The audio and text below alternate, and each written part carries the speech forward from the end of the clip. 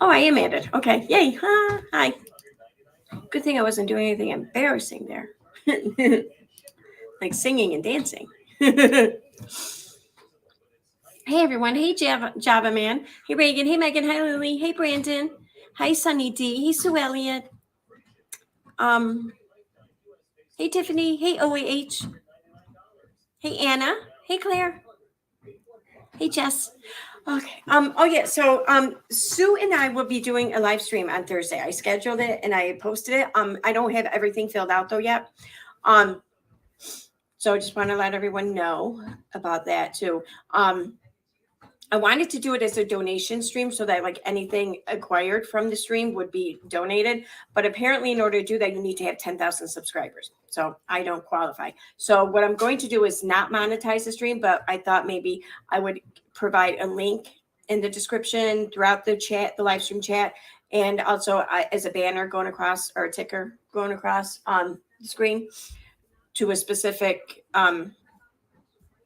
agency or nonprofit, whatever, for everyone.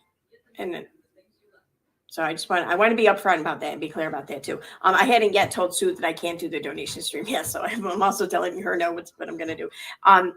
Unless anyone else has any other better ideas, I'm completely amendable. So, what time on Thursday? It'll be 9 p.m. my time, so I'm Eastern. So which would be like 6 p.m. I think, like California time. So, all right. Anyways, so this stream, there's so many things I wanted to discuss because I was going through YouTube and like all these things are catching my eye that I want to know more about or whatever, and I want to talk about really. And I know the order in which I put things in the description, but I think I'm going to do this backwards. Okay. I wanted to touch base a little bit on this whole thing with Vada about the art thievery. I just, oh my God, it's cracking me up though. Like, so many of these images are very easily found. Like they're images that many of us have seen time and time again, over our time on the internet. So for anyone to honestly and really seriously believe that Vada went on a live stream and told all of YouTube that she created and envisioned and conceptualized these pieces of art is incredibly comical to me. I mean, clearly she was talking about replication. I mean, the majority of artists, that's how they make money, is by replicating already known pieces of art. That's what pays the bills. So I'm amazed by that.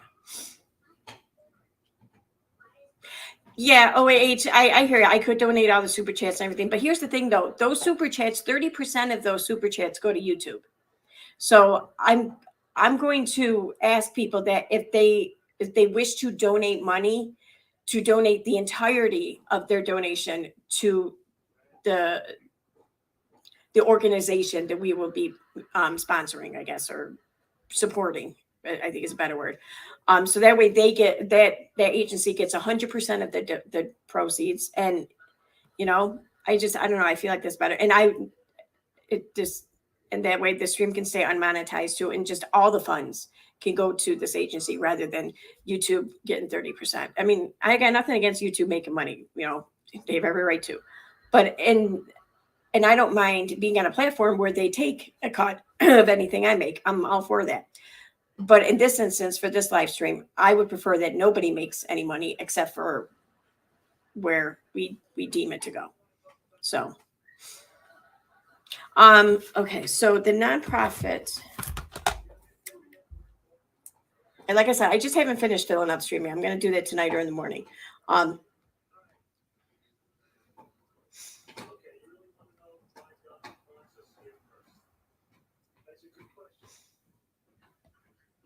Okay, so so it's called Love Like Crazy Foundation. Here's the website. Actually, let me just get a direct link. I don't want to type in in case it doesn't take it or something. Okay.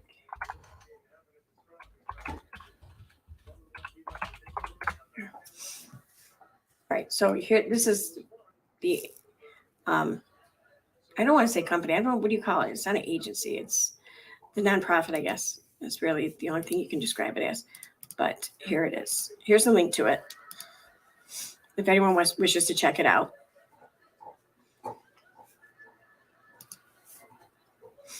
So, we're here. Why don't we talk about this real quick for a minute? I mean, I'll talk about it again on Thursday, but let's start with this. So this is the nonprofit in which Thursday stream all proceeds will be dedicated to. It's called Love Like Crazy. Okay, and our mission, let's go to our mission. Our mission is to be proactive within our community while inspiring and providing financial support to medically fragile children and bereaved pediatric families during their time of need. Our backstory. Founded by Sarah Walton to carry on the legacy of her daughter, Ellie Elaine Walton. Ellie was diagnosed with GBM, a fast-growing brain tumor, stage 4 after 2 mutations at 4 months old. She endured 17 surgeries, 28 rounds of chemotherapy, and 42 days of radiation. On January 15, 2017, Ellie gained her angel wings. Ellie's loving heart, contagious laugh, and bubbly personality was embraced by many, and her story continues to impact those around the globe. Ellie is forever in our hearts. Our team is a group of like-minded individuals that believe in the power of giving, collaborating, merging resources, and facilitating anything within our reach for families in need. Our goal is to raise funds and collect gift cards for everyday necessities. We utilize our resources and donations to enhance the quality of life of these children and their families that are impacted by their medical diagnosis. Oh, so pretty. Aww.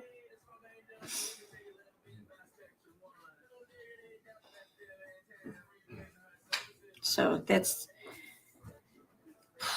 a tough read.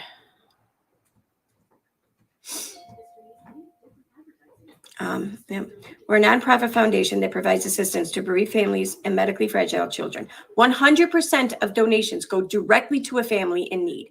We utilize our resources and donations to enhance the quality of life of these children and their families that are impacted by their medical diagnosis. Oh.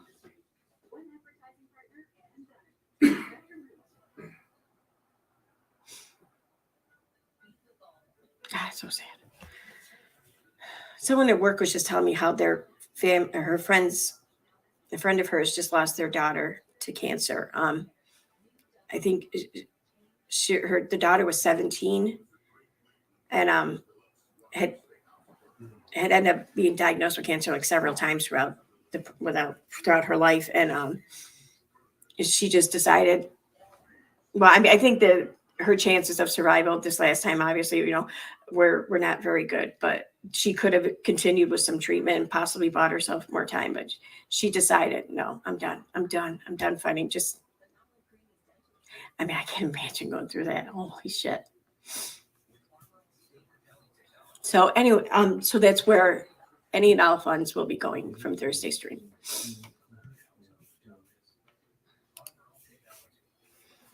Okay, so. All right, so sorry. So as I was saying, so Burnt Toast, I guess, did a stream yesterday, I think maybe, where she was playing Vada stream and she's accusing Vada of plagiarism, I guess, or trying to pass off other people's work as her own. That's not what was happening. But I'm going to play bits of her stream and we'll go through it that way. Let's see. I did have it pulled up, but then I started watching the LB stream from earlier.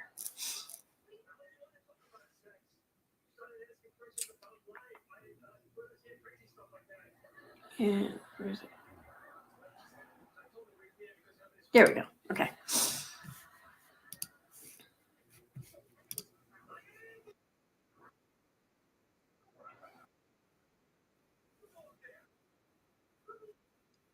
So I'm not going to play the whole stream. I'm not even going to play much of it. Just a few clips just to highlight a few things and then talk about it a little bit. But to get to those parts,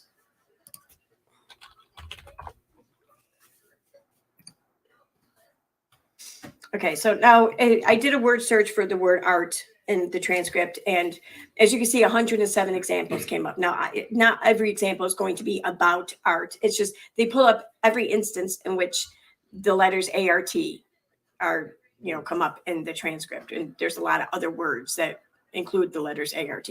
So I'm just looking for the ones specifically about artwork, and there's a few of them. So like here's one. But I want to rewind it a couple seconds to provide context. But then I thought, no, I actually want to go live and explain what's going on here. So Miss Tube Top Tammy here has decided to claim other people's artwork. Yeah, it's not cool with me. Zena with Fire, member for 3 months. Thank you so much. First of all, I just want to add though too, like I've worn tube tops in my 20s, my 30s, not so much lately because I'm no longer in my 20s or 30s, and I don't really like how I look in a tube top. But I would be much less embarrassed in a tube top than I would be if I referred to someone as tube top, whatever, because that's not very good. It doesn't reflect very well on someone using or calling someone that, I think. All right. I appreciate that. Chap Tess, gifted 10 tasks. Sorry, Chap Tass, gifted 10 memberships. Thank you so much. That's right. She goes into that shit there. All right. So the next we have 1847. It is like, that's so disgusting. It's the same as if you wrote a song and then someone plagiarized it. You know what I'm saying? Like that's really, really messed up. That's insane. Because it's not. It's what it actually is, which I will be explaining. But what it for this part right here, what it actually more accurately compares to is a cover band. Is someone who's in a band and they get paid to perform gigs where they sing other people's music. They didn't write the songs. They don't get any royalties or any songs or whatever, but they get paid at the end of the night just fine. If they went out and tried to claim ownership of that song and then tried to mass produce that song and to then profit from that song, that would be another story. But that's not what they're doing. So neither is that what that is doing. Because I can't have kids. All right. That's probably a good There's thing. one other part here. I want to show y'all his little project. I'm going to zoom in on it. Again, these are prints. You're not paintings. This part here.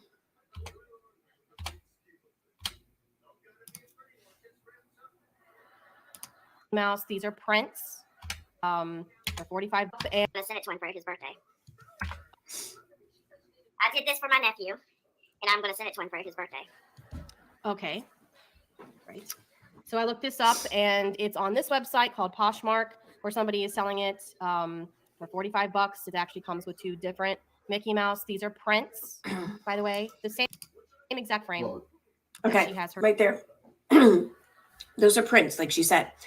There's several different ways you can really replicate an image like this. You can do it digitally, which I'll be honest, whenever Veda's talked about creating art or whatever and shit like that, I just always assumed it was digitally. Apparently she can paint though too. Like hand paint. But just, I think I'm just always seeing like her videos, and the graphic design she makes in her videos. I think I just always assumed that that's what she did whenever she made something artful or whatever, it was digitally. But this example here, for example, I mean, this is just the same image with filters applied over it. And I don't know if Veda is claiming to have hand painted it or it recreated digitally. I'll let her, explain that. But either way, either one can be done quite easily. And like in Burnt Toast Dream, Burnt Toast goes on to say something like, "Oh, she's claiming to have hand painted this, and there's no way that was hand painted or some shit like that." I call bullshit because like for years, that's exactly how forgery art was created, was through hand painting the replica. I think now though, in the digital age, there's other, like there's software, whatever, that can be used to help expedite that process or help, I don't know, just make it better or whatever. But I mean, every artist learns how to replicate a lot of art. I mean, that's how they learn different styles and techniques, is by painting other people's shit, And I got to say, it says a lot about their level of talent too. I mean, if someone's out there like replicating the Mona Lisa, well, that's going to tell me that they're about as good as Da Vinci. Wait, it was Da Vinci, right? Yeah. So that, you know, and that's pretty fucking impressive, right? So, yeah. Oh, and that's right too. Oh, stop. Her comment about the frame. Okay. Also, let me wait. Did she already That's show the hers in. price of it? Here's another one on another website. This Okay. was the exact frame that she has hers in. Mickey Mouse. These are prints. Okay, so here, if you see that price, let me enlarge it for you. That's $45 for these two prints. Two prints I want to add. There's no way that these things came out framed. There's no way. There's no way that they were shipped framed for $45. There's no fucking way. Now, I'm sure a lot of people, but I'm sure a lot of you have bought prints or printed artwork or whatever offline. I never really did before until a few years ago. I bought it was this really nice print of the end of Rocky 3, where Apollo Creed and Rocky are sparring and they both go to throw the punch at each other, like their fists are like right here when it stops. Like it turns into a still frame, and then that still frame kind of fades into like this abstract rendition of that scene. That's what I bought. That's what I had, and I paid probably right around $45 for the print, and I was an idiot. I was expecting it to come framed. It didn't come framed. It came just the fabric, and then I thought about it. I'm like, well, yeah, that makes sense because if they framed it, then it's going to be this huge flat painting.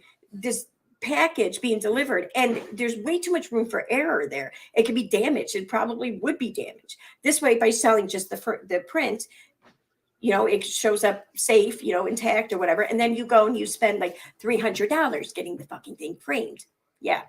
So there's no way these things came framed, not for $45. And the next one she shows is $25. Again, unless they're like this big, that's not happening. Okay.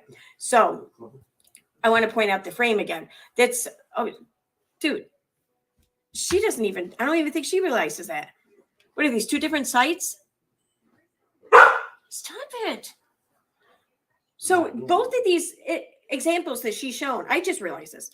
Both of these examples have the same frame. It's just your standard black wooden frame. Like the one I had framed is the same frame, only it's like wider. That's it. But it's the same color. It's like the same material. At least it looks to be the same material. So, I mean, the fact that the frames are the same doesn't mean shit. I mean, if you shop at Walmart, your frame might be the same. Anyway. I know you didn't get that at Walmart. I'm just saying just a standard black frame. Anyway. Our website. This was, I think, where it was originally from. These prints were, it had that said the artist lived in somewhere in Utah. So, right. Again, these are prints. You're not paintings. So I don't know what she's talking about. Exactly. So that artist was selling prints. So that artist could have very well gotten the image from somewhere else and made prints of it. I mean, what are you talking? So why, if another artist got the image and recreated it, then why couldn't Vada have recreated it? And whose artwork did she steal exactly? That person who made the print or Walt Disney's? I mean, because there's other parts in the stream where Vada shows other things, and Burnt Toast is alleging that Vada is trying to claim ownership of the conception of these images. Well, why don't you accuse her of doing the same thing with Mickey Mouse? And also, too, in the streams, she makes a remark about like how it's some horrible thing would be if like these people got sued or whatever for what they're doing. No. I mean, I'm not an expert in trademark or copyright. Don't get me wrong. So, and take what I say with a grain of salt. But I've always been had the understanding that for like, you're getting paid for your work. You're not getting paid for the image. Like, for example, okay, The Little Mermaid, Ariel. Okay, I imagine that someone owns the rights to that image. Okay, I'm guessing. So say that you're, I don't know. Okay, yeah. Say like your local Burger King or something. Okay, wants to have a mural. Mural. Thank you, mural. I can't say the word now. Wants to have a mural painted inside their Burger King of the Little Mermaid. Okay, and they commission you to go and paint that. So you show up and you paint it and everything on the wall. You're going to get paid for that because you painted it. It's your work. It's your time. It's your effort. It's your energy. You created that, even though you didn't conceptualize it. Now, if you were to take the image then of Ariel and put it on a print and then mass produce it, and then sell it, just all the copies of the prints, well, no, then you're going to get in trouble. Then you're looking at some fines because you're not paying any licensing fees. Basically, you mass produced this image and you're selling it, profiting from it. But like the Burger King sample I was giving, if after you painted that mural, if every other Burger King in the country wants to hire you to do the same thing in their locations, you'll get paid the same for each location that you got for that original one. Because again, it's specific, it's individualized, it's your work, it's your time, it's your effort, it's your energy. You're not taking some easy like way out to make this money off of somebody else's conception. So, and I'm pretty sure that most artists, this is how they make their living. I mean, I think the majority of artists are not like starving in a loft somewhere in New York City, creating like their own original pieces for like their upcoming gallery show or something. You know, most people get paid or get commissioned to I don't know, paint things that are already known or requested. I mean, even if you just want some piece of art or whatever hanging up in your house and you hire a local artist to do it, are you going to give them $1,000 and just take your chances with whatever it is they conceive and give you? I mean, that just seems kind of risky. I mean, you could end up with waterfall, or you could end up with a big giant penis. Personally, I'd like to have a say in what goes up over my fireplace or something. And I prefer it not to be a big giant penis. So I'm probably going to find an image I want and then hire someone to recreate it for me. It's just, in the stream though, she's just like assuming that I think that every artist creates original works of art and anything else they create is plagiarism. You know? I don't know. Let me go to chat now, see what you guys think. Stop.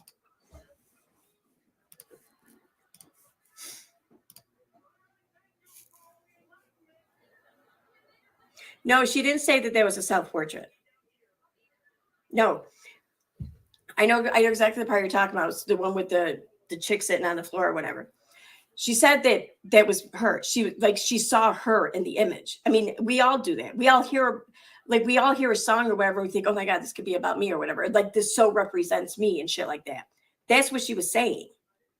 I mean, she didn't say that. Not at no point in time did she sit there and say, this is my original piece of art. Like I thought of this. There's no other out there like this.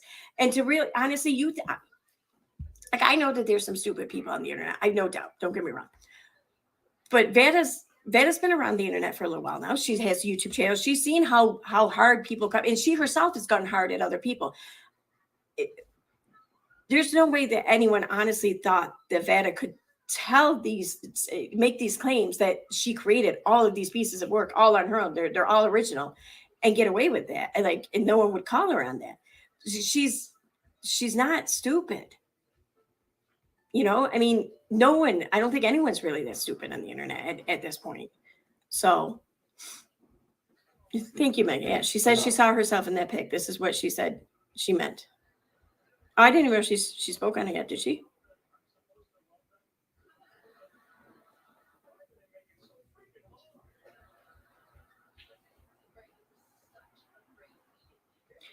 Jade is usually pretty open when she has created her own cartoons. I cannot believe this is what they're going on about.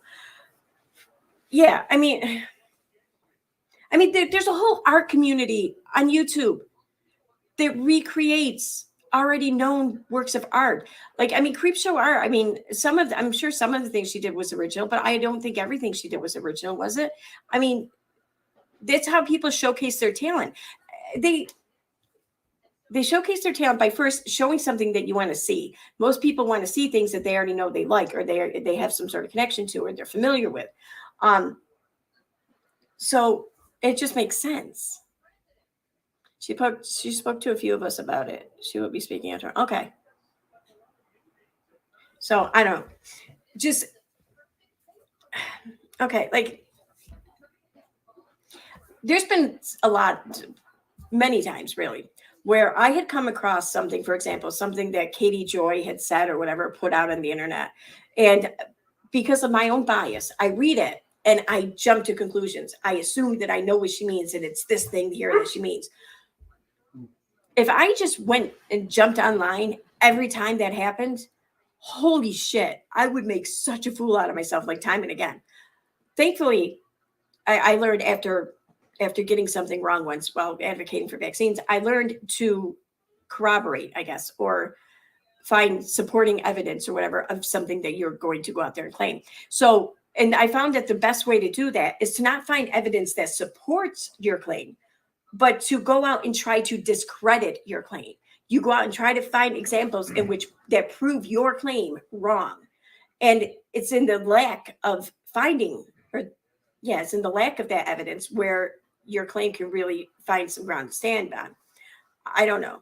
I mean, I'm not saying that that's always the best way to go about it. Maybe, maybe not. But perhaps something like this, if it was considered like other contexts that possibly meant this, because like when it came to Katie, that's what I would do. I would consider any and all possible contexts that came to mind. And if it didn't really fit in any of these other contexts, then I felt like that better supported my original theory. Mathematically proved by contradiction. Oh, okay. Thank you.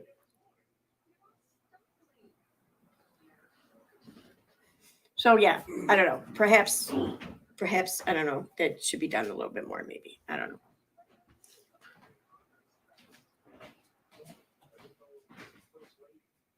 Oh, Sunny D, that sounds awesome. My husband painted our son's bedroom 16 by 12. Dark side of the moon and the wall with the mouth open. His friends loved his room. It's so cool.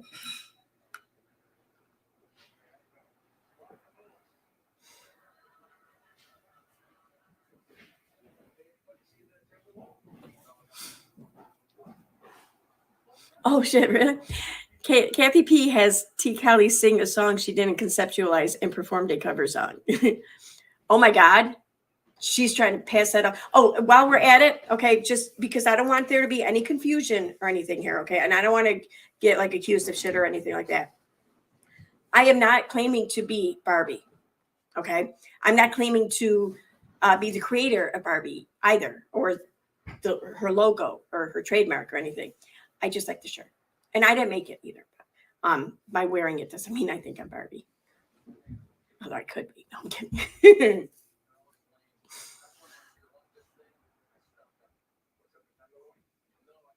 If there's no potential commercial, that's a big part of that commercial financial gain. Disney would not be interested. Disney goes after Etsy creators, all that. That's the thing. Yeah, that's what I was going to say too. Because Ivana says something about how she had a contract or whatever with some website. Upon hearing that, I take that to mean it's something like an Etsy setup, or maybe even like a merchandising platform like Teespring or something. I don't know. Either way, I'm sure she'll talk on it tomorrow. But that's how I kind of took it. I didn't take that as this company is paying me to envision, to dream up all of these different images and then to create them for them to then sell in mass, on a mass production scale. Because if that's what she was doing, Vanna would probably be pretty well off, first of all. I mean, damn, I thought we found Barbie. I know everyone makes that mistake, though. It's okay. Everyone thinks I'm Barbie.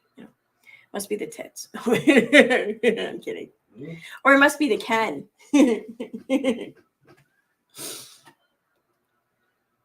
So, all right. So, yeah, there's that. What else? Where's my stream? There we go. I don't even remember what I put into information there. Oh, yeah. Oh, Katie Joy, that's right. Yeah. All right. We'll talk about that. And then I think I'm going to end on Rudy Farias. Because Rudy gave an interview recently that I thought was I thought it was very interesting. Anyway, so moving on though to Katie. Let me pull up some shit here.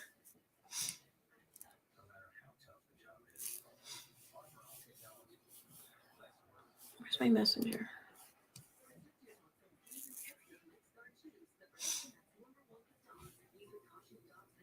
So, I haven't read this yet. Someone sent this to me though over on Twitter as well, but I'm going to read the one that I have here. And because I think it's easier to read. Actually, I better download it first, and that way I can make it as big as I want.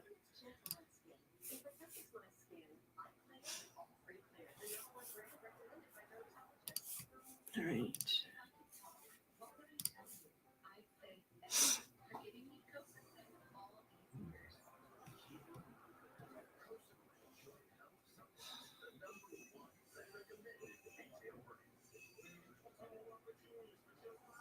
Come on. It takes so long to pull up my file manager. It's so annoying.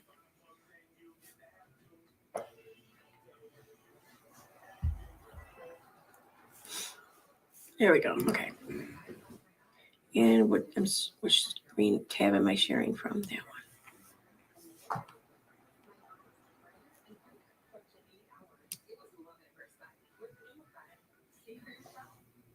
one. Okay.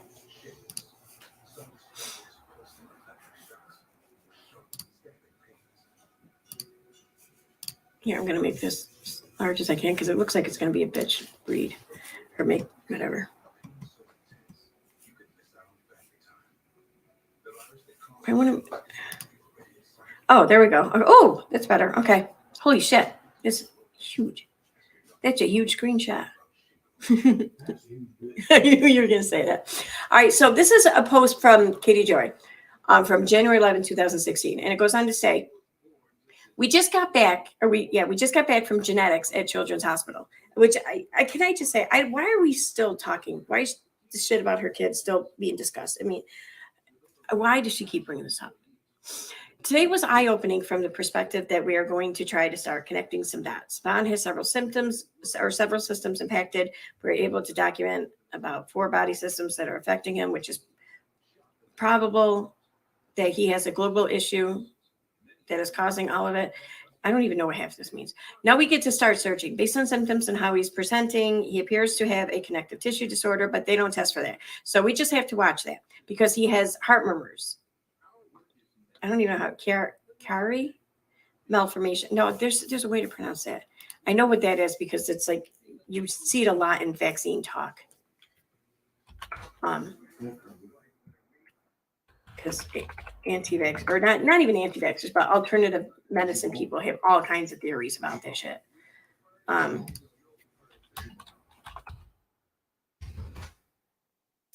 Yeah, Chiari. Okay. There's a Chiari. Let's see. Chiari. Okay. Okay.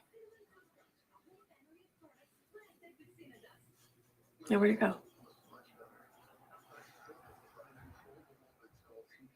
Okay. Because he has heart murmurs, Chiari malformation, hyperflexible joints and bruises very easy. It's probable he has Alzheimer's. Am I on the right one? I thought that was discussed in the last screenshot.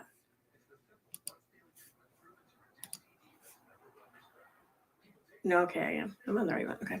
It's probable he has Ehlers-Danlos syndrome. I'm not sure how to pronounce all that, so forgive me. He will need to have a cardiac ultrasound this month to relook at his heart that we know has 2 murmurs. We need to see who they look and what we need to see how they look and what overall heart function looks like, as connective tissue syndromes can cause many issues with the heart. His genetic doctor said he will need to have cardiac ultrasounds annually initially and then move to every 2 to 3 years if the heart stays stable. If the ultrasound comes back abnormal, we will have to start seeing cardiologists. We reviewed his developmental issues and said we need to get set up with a neuropsychologist because Vaughn has red flags for autism. We have known this for quite some time. He said it's probable he could be on the spectrum, but more toward the mild end. This again was news to us. Again, I don't even know why I'm even able to read all this shit. Like, why is this even out there to be read? Then January 28th, a few weeks later, she says, today came with devastating news. I don't even know where to start. We went to this appointment with fear. I've been scared about his heart for months. He gets winded so easily. His heart pounds out of his chest and he needs to be carried up the stairs. Like she just commented on that recently, I think, in an Instagram post. During the echocardiogram, the tech stopped talking and I knew something was very serious. She told us she needed to get a cardiologist in to tell us what was going on. The doctor came in and told us he had mitral valve stenosis. His mitral valve is thick and not pumping blood as it should. The result is his heart is working much harder than it needs to, and he needs to open a heart surgery to repair it. On a scale of 1 to 10, the doctor said its severity is about a 7, and it will only get worse. They have to operate. He said if he is not symptomatic, they could hold off. But due to his increased work to breathe and poor stamina, he feels the surgeons will recommend surgery immediately. He said following the meeting, they will call us to schedule heart surgery. The good news is this is a common heart problem, and it ties everything together. He will also likely need surgery as an adult to repair the valve. I like how now it's as an adult, where before it was after puberty or something. After, I don't know, whatever.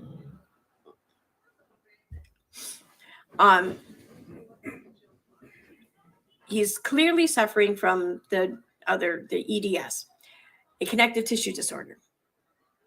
It destroys tissue in the heart and brain. So now, we will likely be working on a leave with my work as we prep for surgery and setting up a GoFundMe while I take time off work. We will keep you posted about the surgery date and time. We'll need to be in the hospital likely 2 weeks. Okay. Then this is February 25th. So this is like a month after the second post there. His metabolic panel all looks normal. They tested many storage diseases and all results are in the normal range. His plasma was normal too. I didn't feel confident it was a storage disease as the symptoms didn't fit. I still believe, as the genetic doctor does, that this is either a chromosome abnormality or a connective tissue disorder.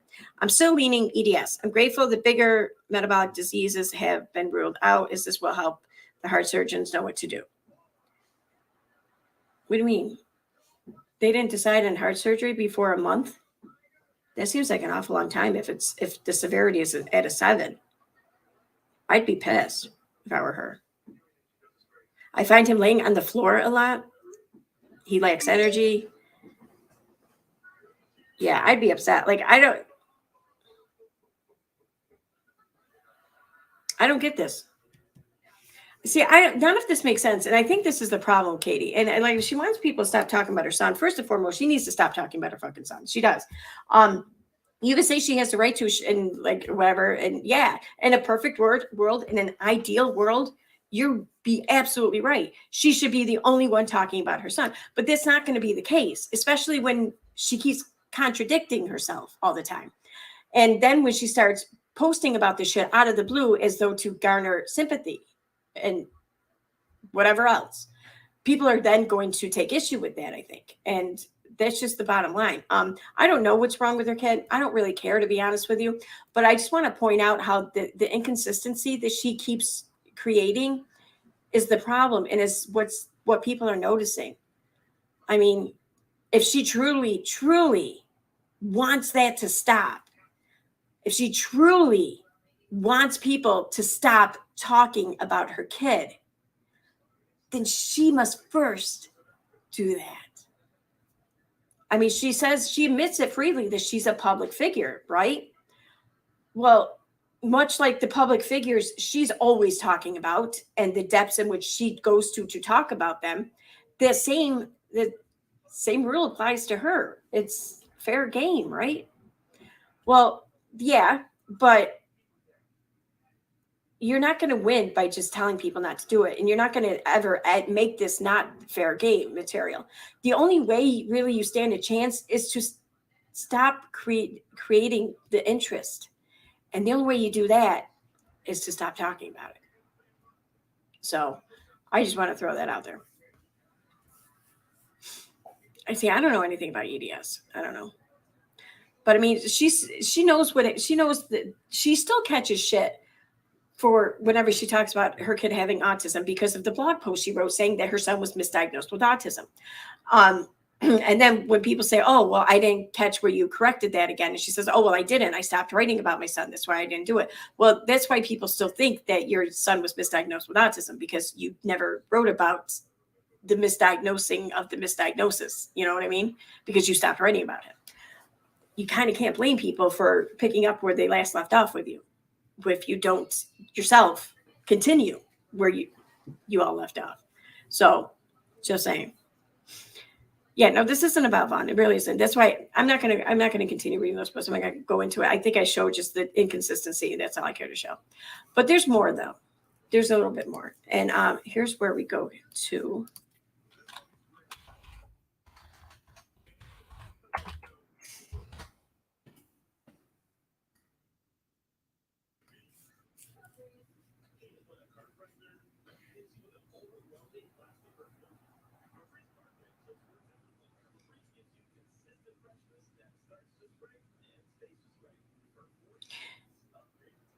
So let me pull this up. So over on her community page, there's a few things I wanted to go over first. I don't know where exactly they are. So right, this one maybe. Because I've seen screenshots of comments. She may have deleted the comments, so I may have to actually pull up the screenshots from Twitter. I don't know. But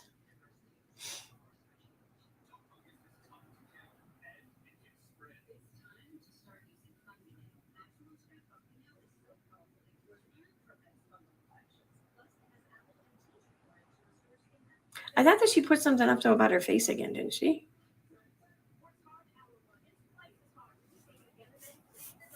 Let's see. Where's it? I think I have a screenshot of it.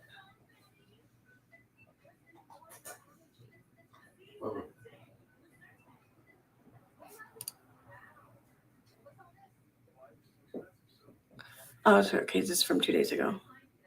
All right, hi friends. I want to be clear about a few things. No, wait, that's not it.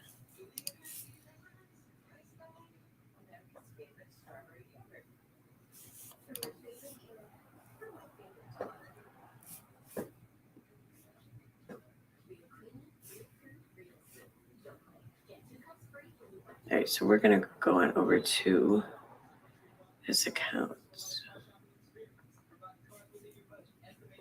There we go. All right, so I'm going to pull up without a crystal balls account again.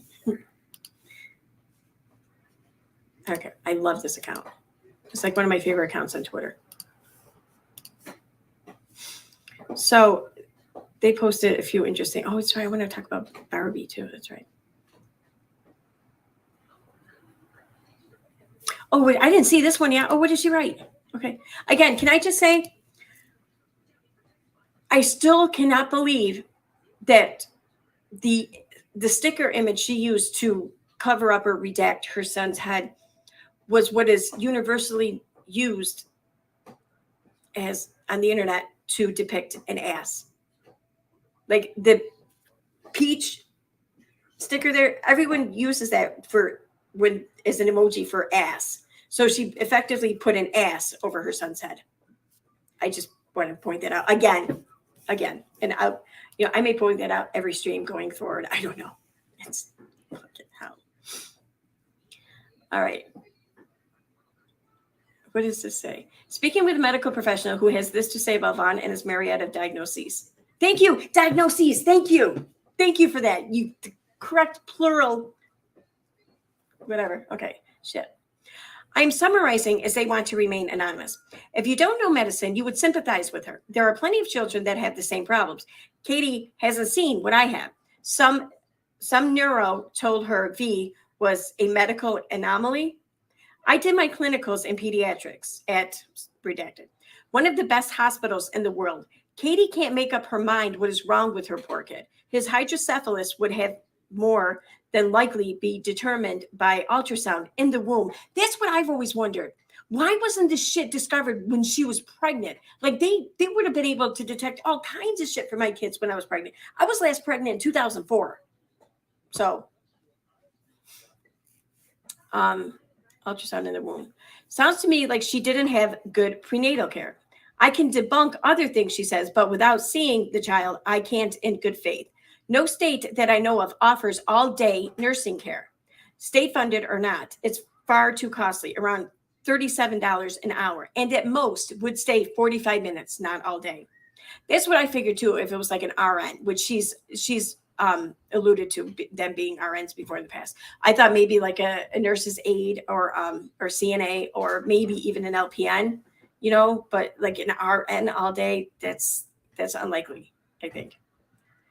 Midline is just left and right. Uh-huh. It's how each side of the brain communicates with each other. Apparently, his is not that bad because he is walking and talking. Now, hydrocephalus is a pretty rare condition, but not an anomaly.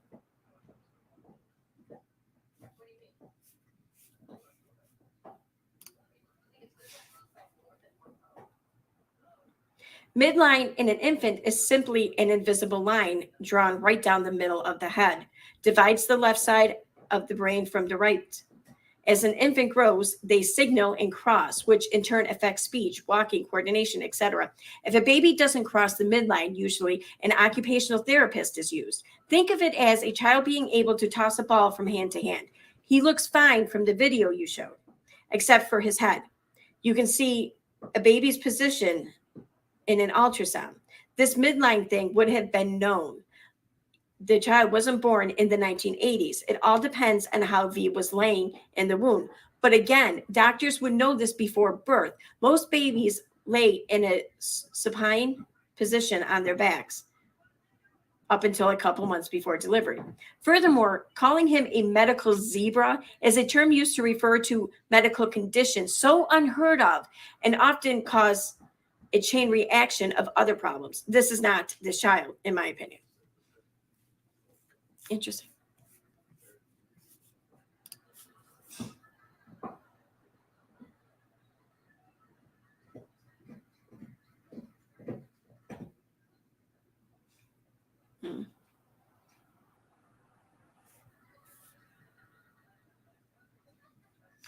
Long story short, Without a Crystal Ball has made her son's life public as fuck, and now it's public. We can discuss it. Look at this liar. Vaughn was walking and talking at the appropriate time.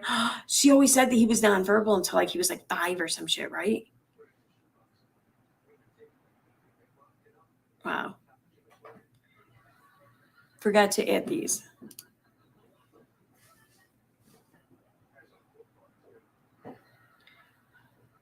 Okay. Hey, friends. Thanks for the tremendous support in sharing your own journeys with chronic illness or raising a child with chronic illness.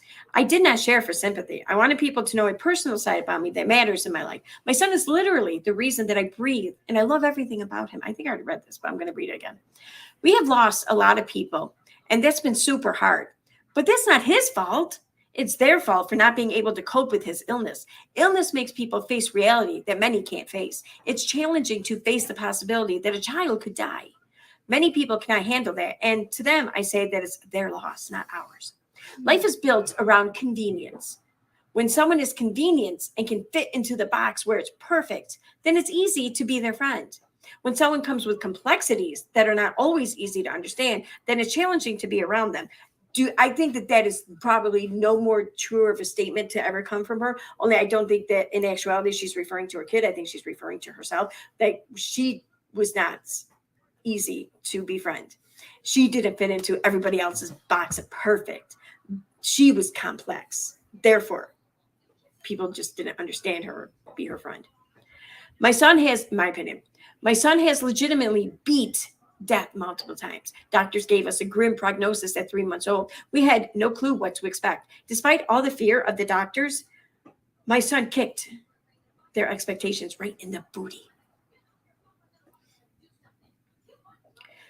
They didn't know if he'd walk, talk, or I read all that before.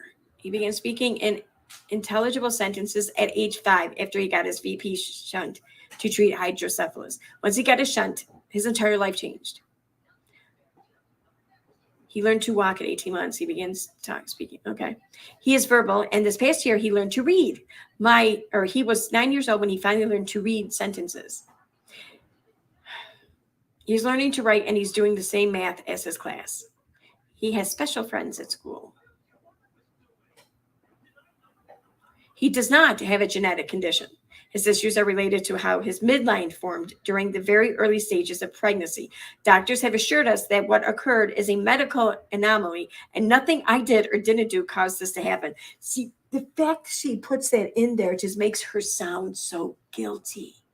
I don't think she is. I have no reason to think or suspect that she's guilty of anything of the sort. So therefore I don't. But I read this and this is the first thing that I think is that why does she feel guilty? What is it she's trying to like deflect from, you know?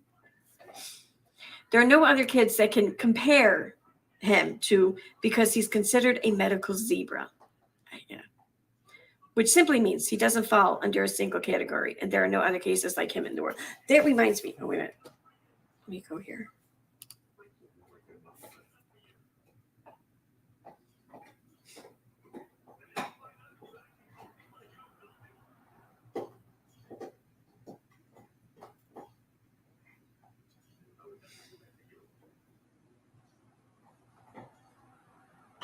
Okay, so I want to, this is one of the video, I'm going to play a video real quick. Let's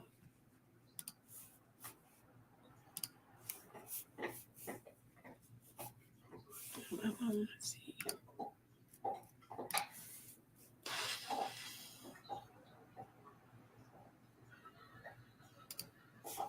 Where would I have it?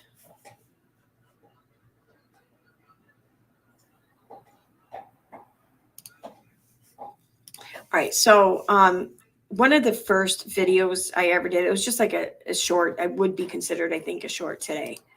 It was before YouTube had shorts, though. It kind of shows her talking about this, and this is, you'll see.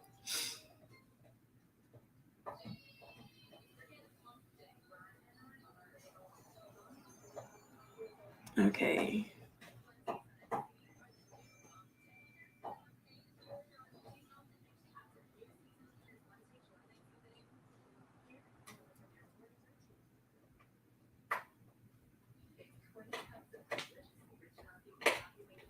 Where is it? I thought it was older than that. I must have skipped over or something. Don't get threatening calls. Could you just ring people?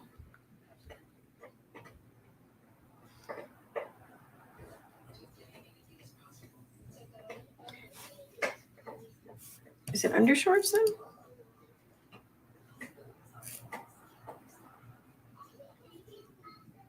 Oh, yeah. Okay. It was undershorts. That's weird. Okay.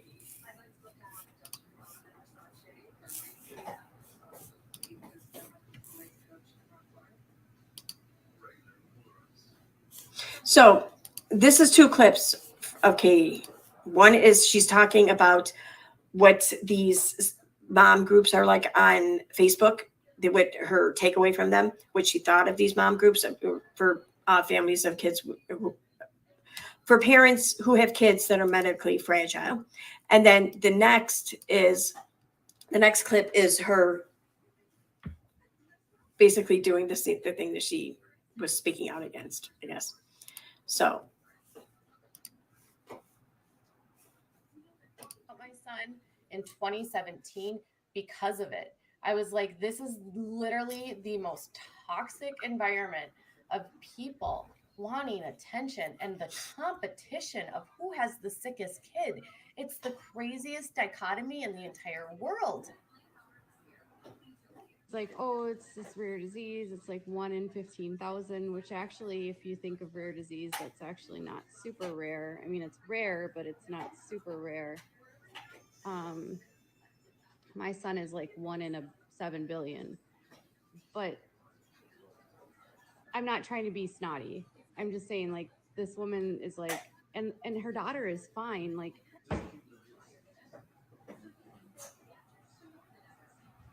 but not for his whole condition. Anyways. Stopped writing about my son in 2017 because of it. I was like, this is literally. It's like she was trying to establish herself as like the victor or whatever. and having the sickest kid like in the world. And then her husband corrected her, and she's like, yeah, but not for his entire conditions or all his conditions or whatever, like, and it's like, that's the thing though. This is what her post and everything read to me as. It reads to me as someone who's trying to claim ownership or whatever, stake their ground as being the most the most martyred person, the person who martyrs themselves more than anyone else, the person who deserves the most special treatment and forgiveness and just extra extensions or whatever. I mean, this is why I think this is, in my opinion, why she uses these things as shields whenever shit starts crashing down on her, like whether it be from a lawsuit or from like just the pressure of social media, people calling her out, or another, like one of the people she covers calling her out. Whenever that happens, this is her go-to, is to try to make herself look like the person in the world who deserves the most sympathy. Therefore, she's deserving of these extra allowances. She should be just forgiven, and her behavior should be overlooked because she's just dealing with so much shit. This is why after she got served with the Toddy Westbrook lawsuit, in my opinion, when she was on Stream there, and when that other creator, Charlie Gold, I believe was saying, came up and tried to, just offer Katie some advice here, Katie reverted and went down through this list of things, a list of reasons why she should be allowed to be this incredibly huge bitch online, where other people shouldn't be, because she should be allowed, because this is what she's having to deal with in life.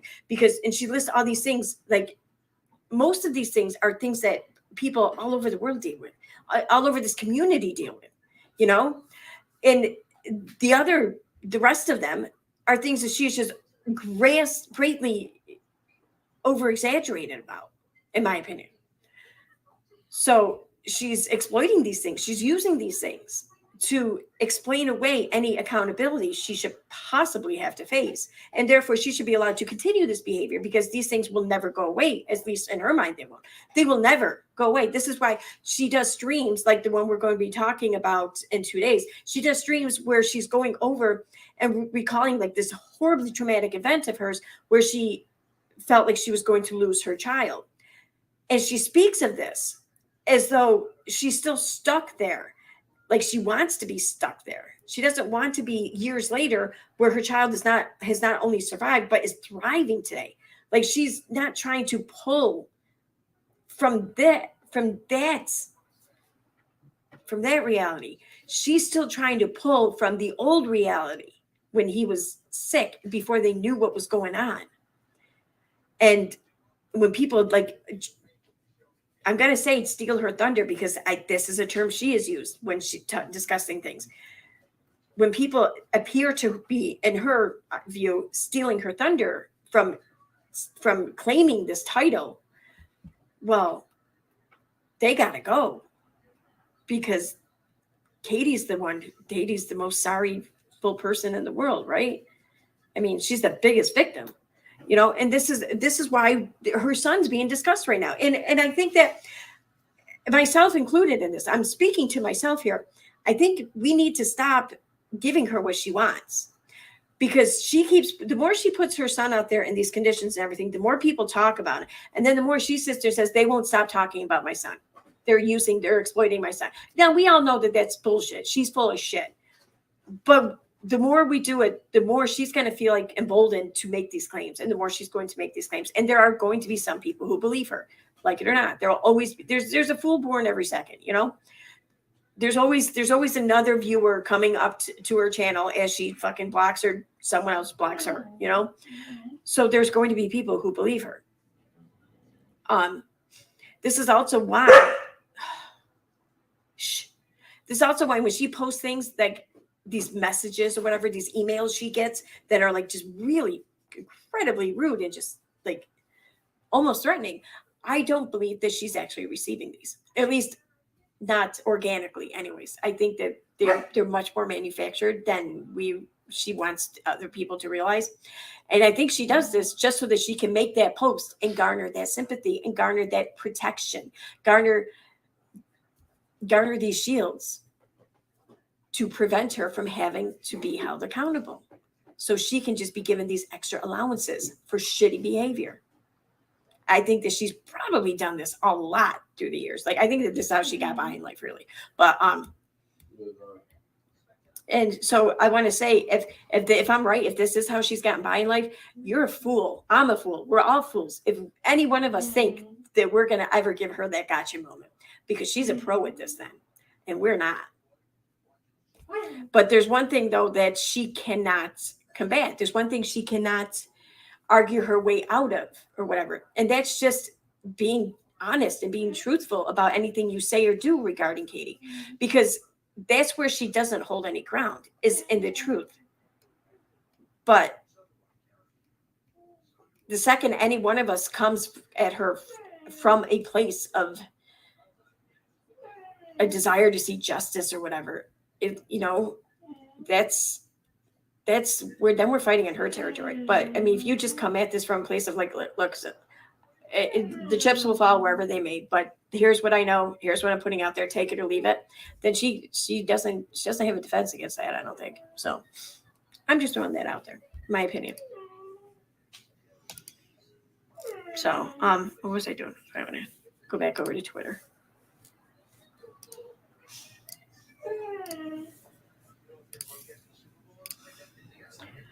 All right.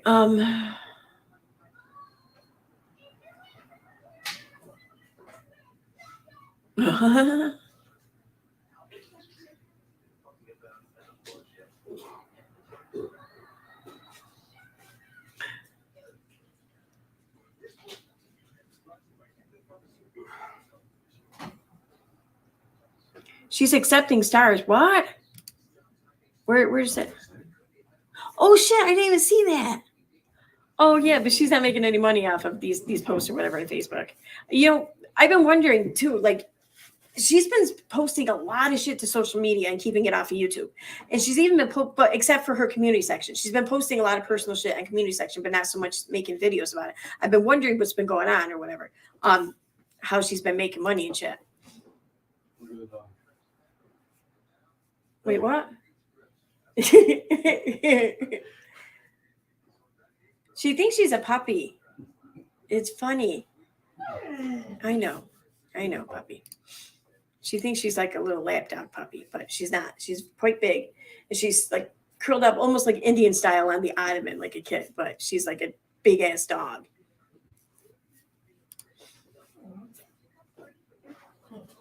We were outside earlier, and our neighbor's cat was walking around, and the cat's never come up to me before, but I was like, hey, come here, kitty, and it came up. So I was like, shit, I hope it's the neighbor's cat. But it was rubbing up against my leg, and so I had the cat scent on me, came inside, and this dog started freaking out. Like, I don't know what to expect. Let me see something here real quick. What? Oh, good. Okay. Now, you see, I'm not at all for cancel culture, obviously. I mean, I've talked about this enough. But I'm going to say, in an instance where a creator, I don't agree with this. I don't agree with getting autopsy photos of anyone, minor or not, and then sharing them, let alone like the entirety, like their entire like unclothed body, especially, and then profiting off of it. Like, I don't think that should be allowed. I think that there should be a law against that. I absolutely do. I'm absolutely for and completely and totally support a law against it. In fact, I thought that there was, but now it might have been just the state, that the specific state, I want to say Connecticut, that passed a law against this due to the Newtown photos going around and shit. I thought it was federal, but I'm thinking now it was wrong, and it was probably just state. Well, I think all fucking 50 states should have that law. So I just want to throw that out there.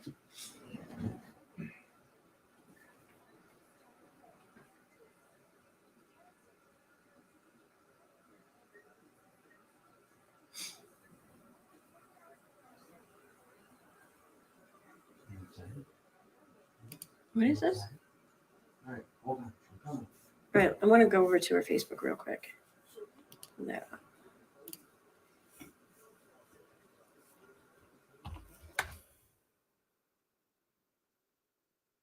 Oh, awesome.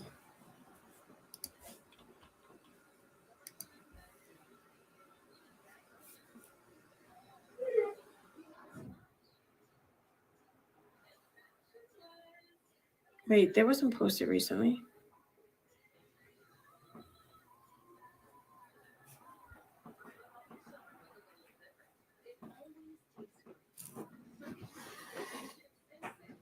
Why can't I see that?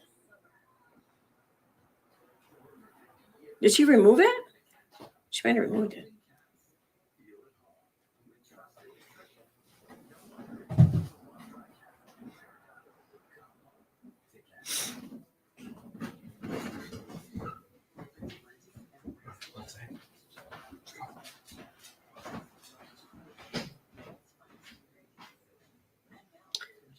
Yeah, I think she wrote. Okay, so apparently there might be a post where that she had removed regarding the hell's her name? Was it Christine Brown or something?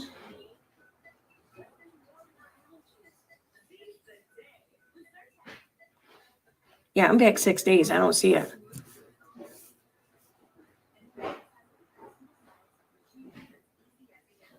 So let me just show you what's over here.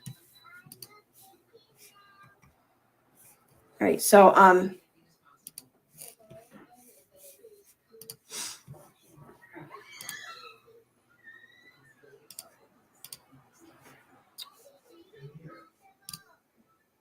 okay, so it's a screenshot, and it says 13 minutes ago, and I don't know though when it was allegedly, but it says, "Hey friends, a subscriber left a comment on my recent video about Gwendolyn Brown and some kind of drama going on with her Patreon. I'm not a Patreon, and I haven't been for months. I did search her Patreon account and noticed that her once robust Patreon numbers, which exceeded over 6,000, were down to under 2,000. The account also said this creator has not posted any content. Anyone have the details about what's going on? I haven't been watching her season reactions on YouTube because she's going through older seasons. Comment below." So is that the person whose Patreon she commented on or something like that? The one that down that rabbit hole at night kind of came at her for? Pretty sure that's what it was. Let's see here.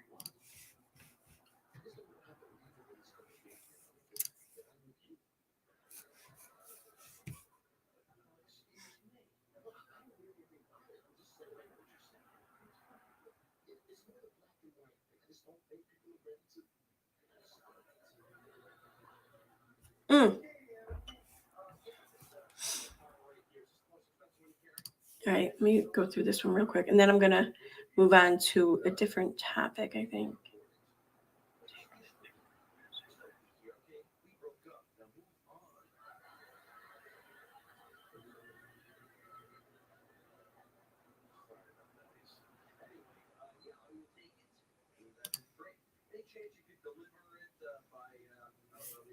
Oh, okay.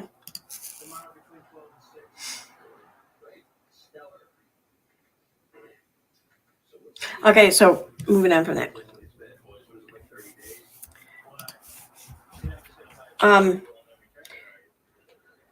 So I was watching LB stream earlier, and I watched Renelle Smith's new video too regarding Backwoods Barbie. And I know I did a reaction stream to her, I think about a week or so ago. Well, apparently this I don't know, this animosity she's been holding against LB has not feigned or anything at all. In fact, it seems like, or appears to be maybe that it's been kind of growing or something, because apparently Barbie made a threat to LB to like kind of show up at her doorstep or at her house. That's fucking crazy. I mean, I don't want to talk shit about people in that regard, like calling them like mentally ill or whatever like that. And I'm not saying that exactly, but that's kind of crazy. That's like, wow, that escalated quickly kind of shit, you know? I mean, please don't do that. Don't threaten to go to anyone's home. You know, I mean,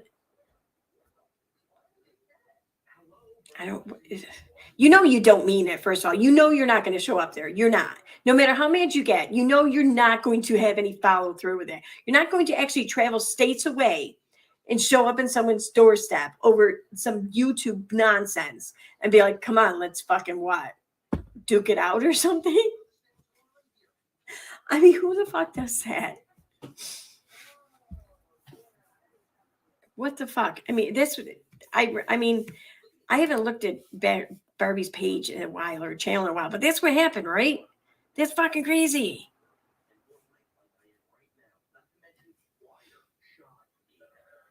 But I want to check out her channel. Don't know.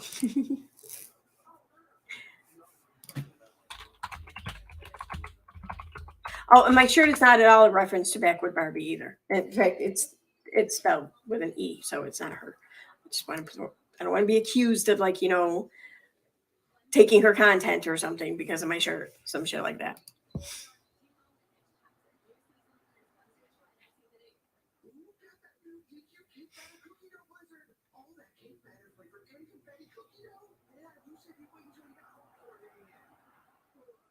Did she post on her community page? Like, does she have like a alert thing to say, it's been 2 hours, you better make another post on YouTube?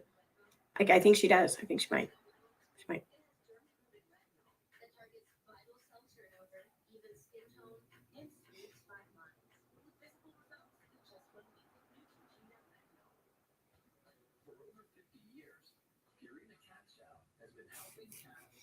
Okay.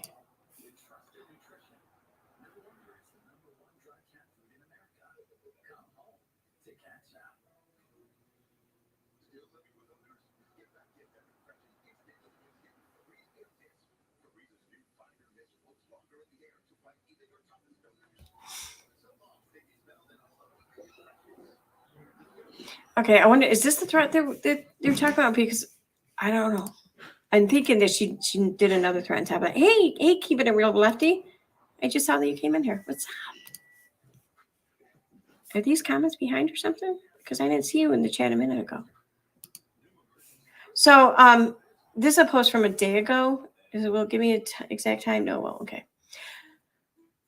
Well, so I have seen nothing but trolling, harassing comments. Why? Hundreds of random accounts bullying me nonstop, telling me to go away, take a bath. I'm trash. I'm jealous of their favorite creator, LB, who has nothing to be jealous of.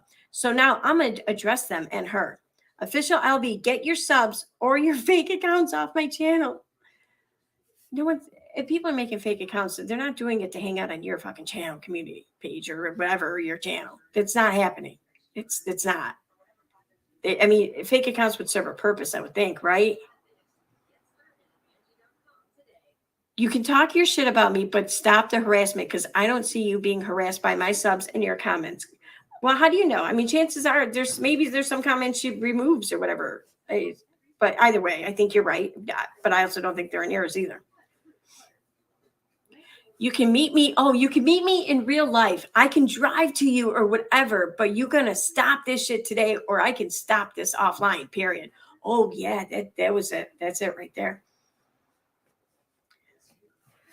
If I were, I'm sorry. I know I'll be handling this the mature, responsible, professional way and everything, but I don't know if I would. I think I would be like, you want my address? It's crazy. I have 3 patrons who pay to be on my Patreon. Somebody trolling last night told me all my videos are uploaded to a public group, and everybody laughs at me. What's this public group? What the fuck? How fucking old are y'all? Probably about as old as the person who just threatened to drive to her house. Just saying.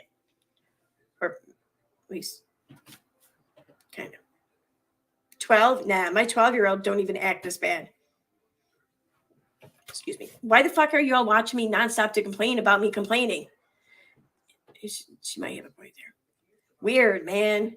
LB, get your subscribers under control. They all say they are here to take up for you. Like I said, my subs aren't in your comments. Very telling. I'll show all of them in a video coming up.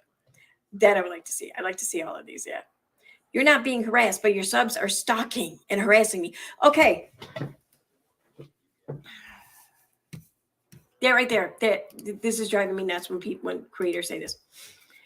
If you're a content creator on YouTube and you're putting content out, you're doing it for the purpose of being viewed, of having your shit viewed, of possibly having you viewed if you are in your shit. Okay. So if people are then viewing you, you can't call it stalking because that's why you're putting yourself up on this platform, is to be viewed. You can't sit there, put yourself out there asking for viewers to view you and then say, you can't view me, you're stalking me. No. Okay, now it's not like they're stalking in real life or anything. That would be another story. But they're watching you on YouTube. That's not stalking, especially when you fucking put shit out there to be watched. Okay? Can we stop calling this shit stalking? Please. It kills me.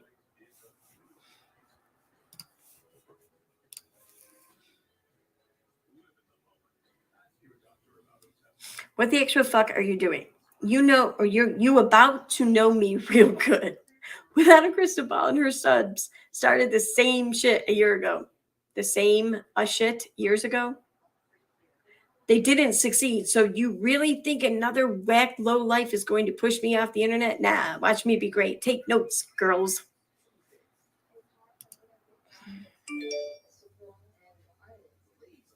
Oh, shit.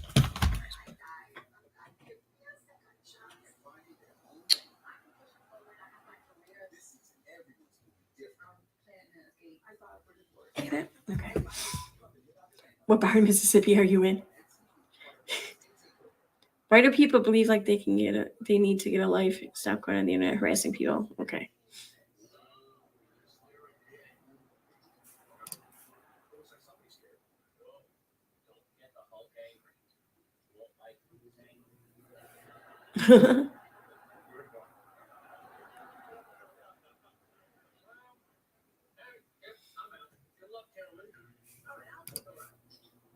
This is crazy.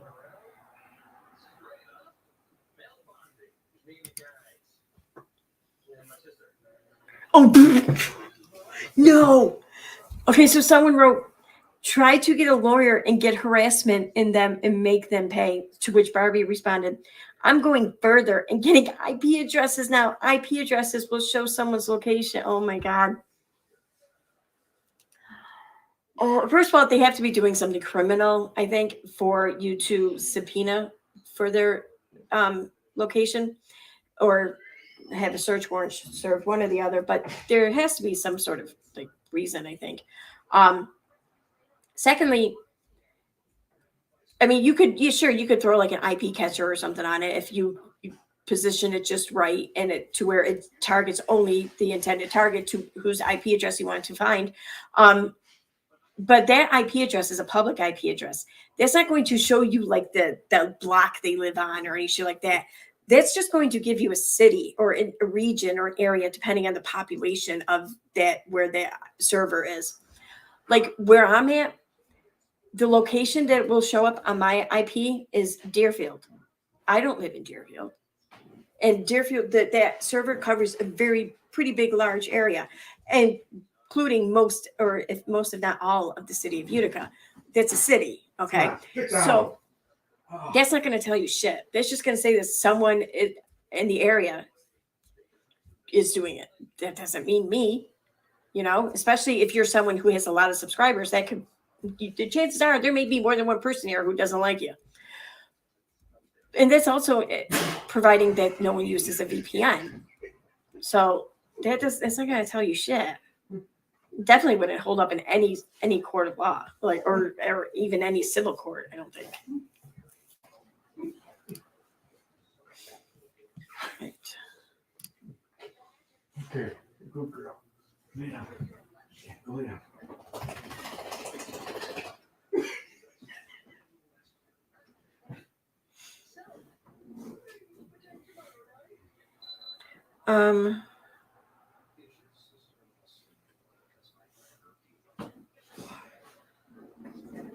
Okay.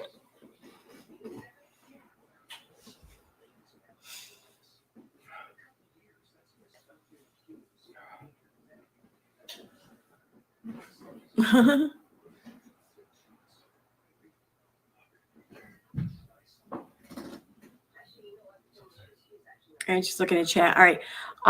So yeah, the last thing I want to talk about, was this Rudy Farias case. I think that's the last name. He gave an interview, allegedly, I think. It's being accepted and believed to be him in the interview, but his face is mosaicked out or whatever. Which, I mean, I understand. I'm not giving anyone shit for that or whatever, but whether you understand why they did that or not, it doesn't change the fact that you don't see his face. That's all I'm saying. So I just would feel better about 100% accrediting him as being the person giving this interview if you could see that it was him. But I understand why they don't show it, so I'm not bitching about it. I'm just putting that out there. That's all. And I watched this on JLR's channel. I like to find the original though.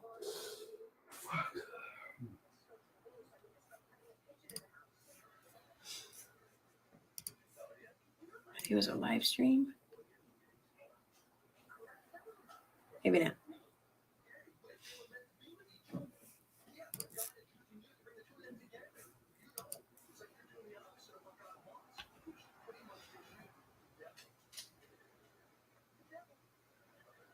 Huh. I don't see it now. Where's my history?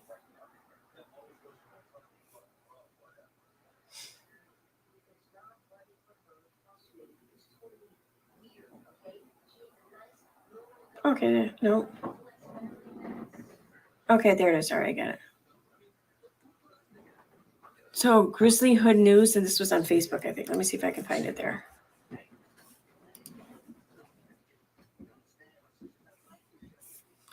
Oh my God, I got messages pulled up all over the place.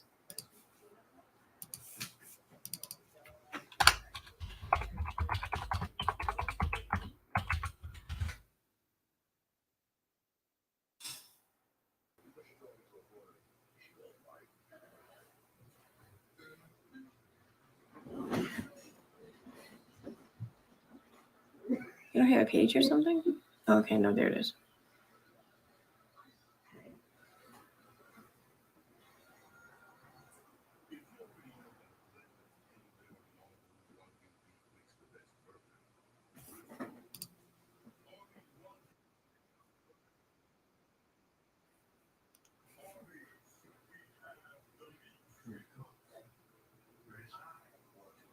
Maybe not.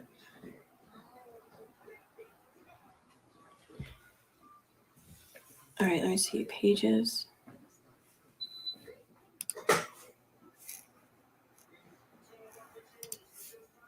Okay, all right, I got it now.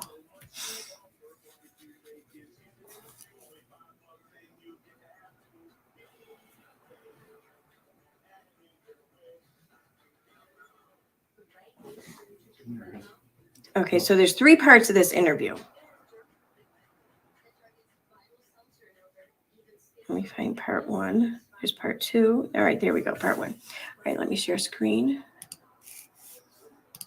So I wanted to play it because I was reading the comments about this, and I just want to, I guess, more or less give my 2 cents on it.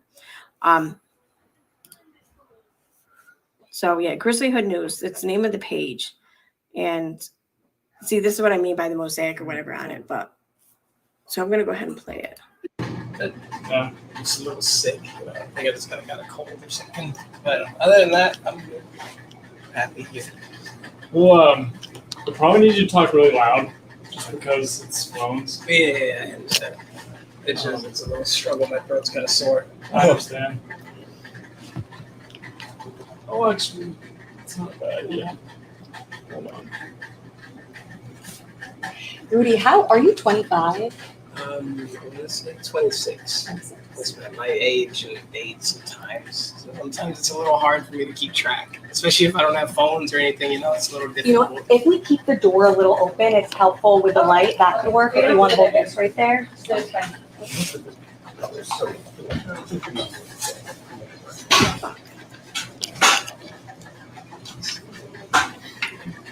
All right. Are you shocked at how much attention this has gotten? Oh, it's a lot of attention. It kind of gets me overwhelmed, But other than that, I just try to stay positive, just try to keep my mentality straight and honest and true and just spread positivity and kindness, So the world thought you were missing for 8 years.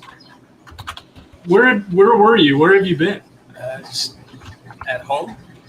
Just stuck at home, you know. If somebody would come over, my mom would just tell me stay in the room, you know. Keep the door locked. Don't let them in. Don't make any sounds. Don't do anything, you know. Tell us about what it was like living there. Were you allowed to leave the room? Was she holding you there against your She will? never like locked me in or, you know, like handcuffed me or anything like that. You know, I had free will to leave. It just felt like brainwashing, honestly. Like it just kept confusing me, just the way, you know, she would manipulate me into saying like, oh, you're gonna get arrested because you have a speeding ticket or something, like something minor, something innocent, and then it would just gonna escalate into just people just sorry. You're It's good. okay. Which is Take your time.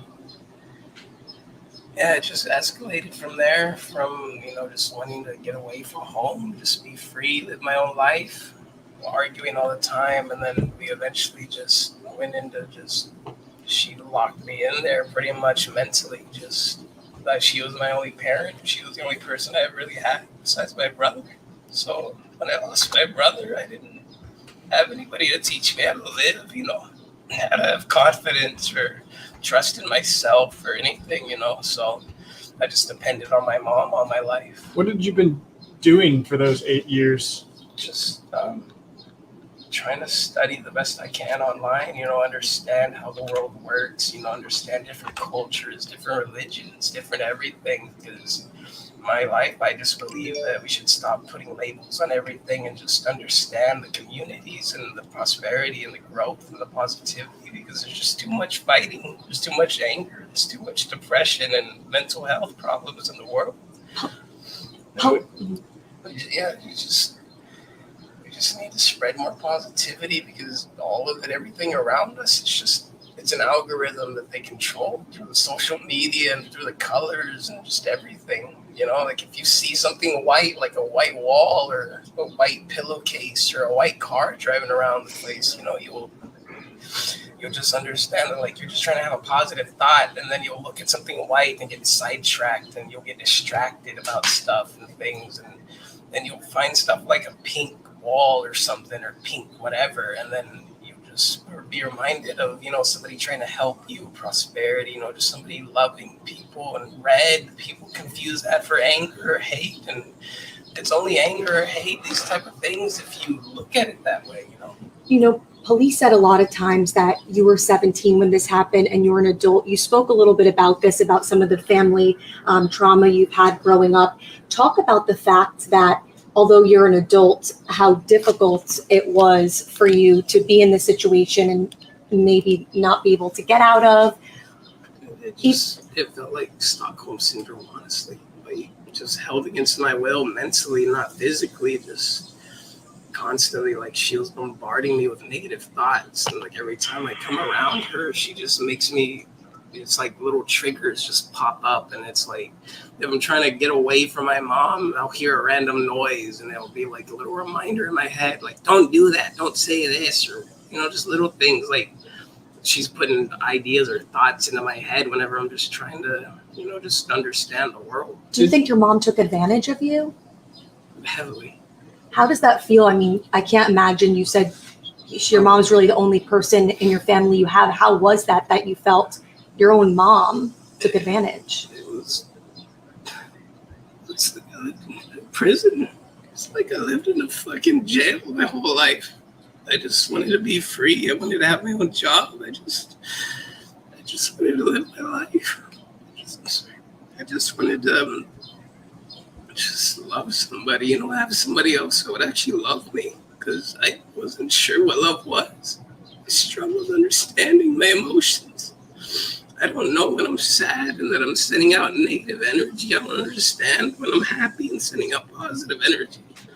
The only way I was understanding how to communicate with people was online, and even then, you can't trust everything you see online, because half the time people are just making their own assumptions and spinning what they want, and just I can't ever speak my truth because everybody wants to assume things. Can you go into the brainwashing? What would she say to you? Would she say something would happen if you were to leave her home? it wasn't that. It's just after I left, I started to understand that all of it's just an algorithm. It's literally all an algorithm. If you look at something black, you understand that they understand. If you look at something white, it'll confuse you when you're trying to go in a positive direction. If you look at something red, it'll remind you of love. If you look at green, it'll remind you of, like grounding people that are there for you and stuff, Did you feel stuck? And what was she doing exactly that kept you hidden? It's just every time I would try to leave or, try to do things for myself, like I want to go get my own money, I want to go work a different job, I want to do this and that, they would always just come right back around to just don't do that, or it's bad, don't do that, like the cops are going to come out, they're going to do this, they're going to arrest you if you're driving a car without a license, or this and that. And it's just like, oh, how do you expect me to get a license to drive a car if I can't even go out? Why do you, All I do is work 12-hour shifts 7 days a week and I get $60 fucking. Like, I don't understand how that's fucking fair. why do you think she wanted to keep you hidden? I don't know.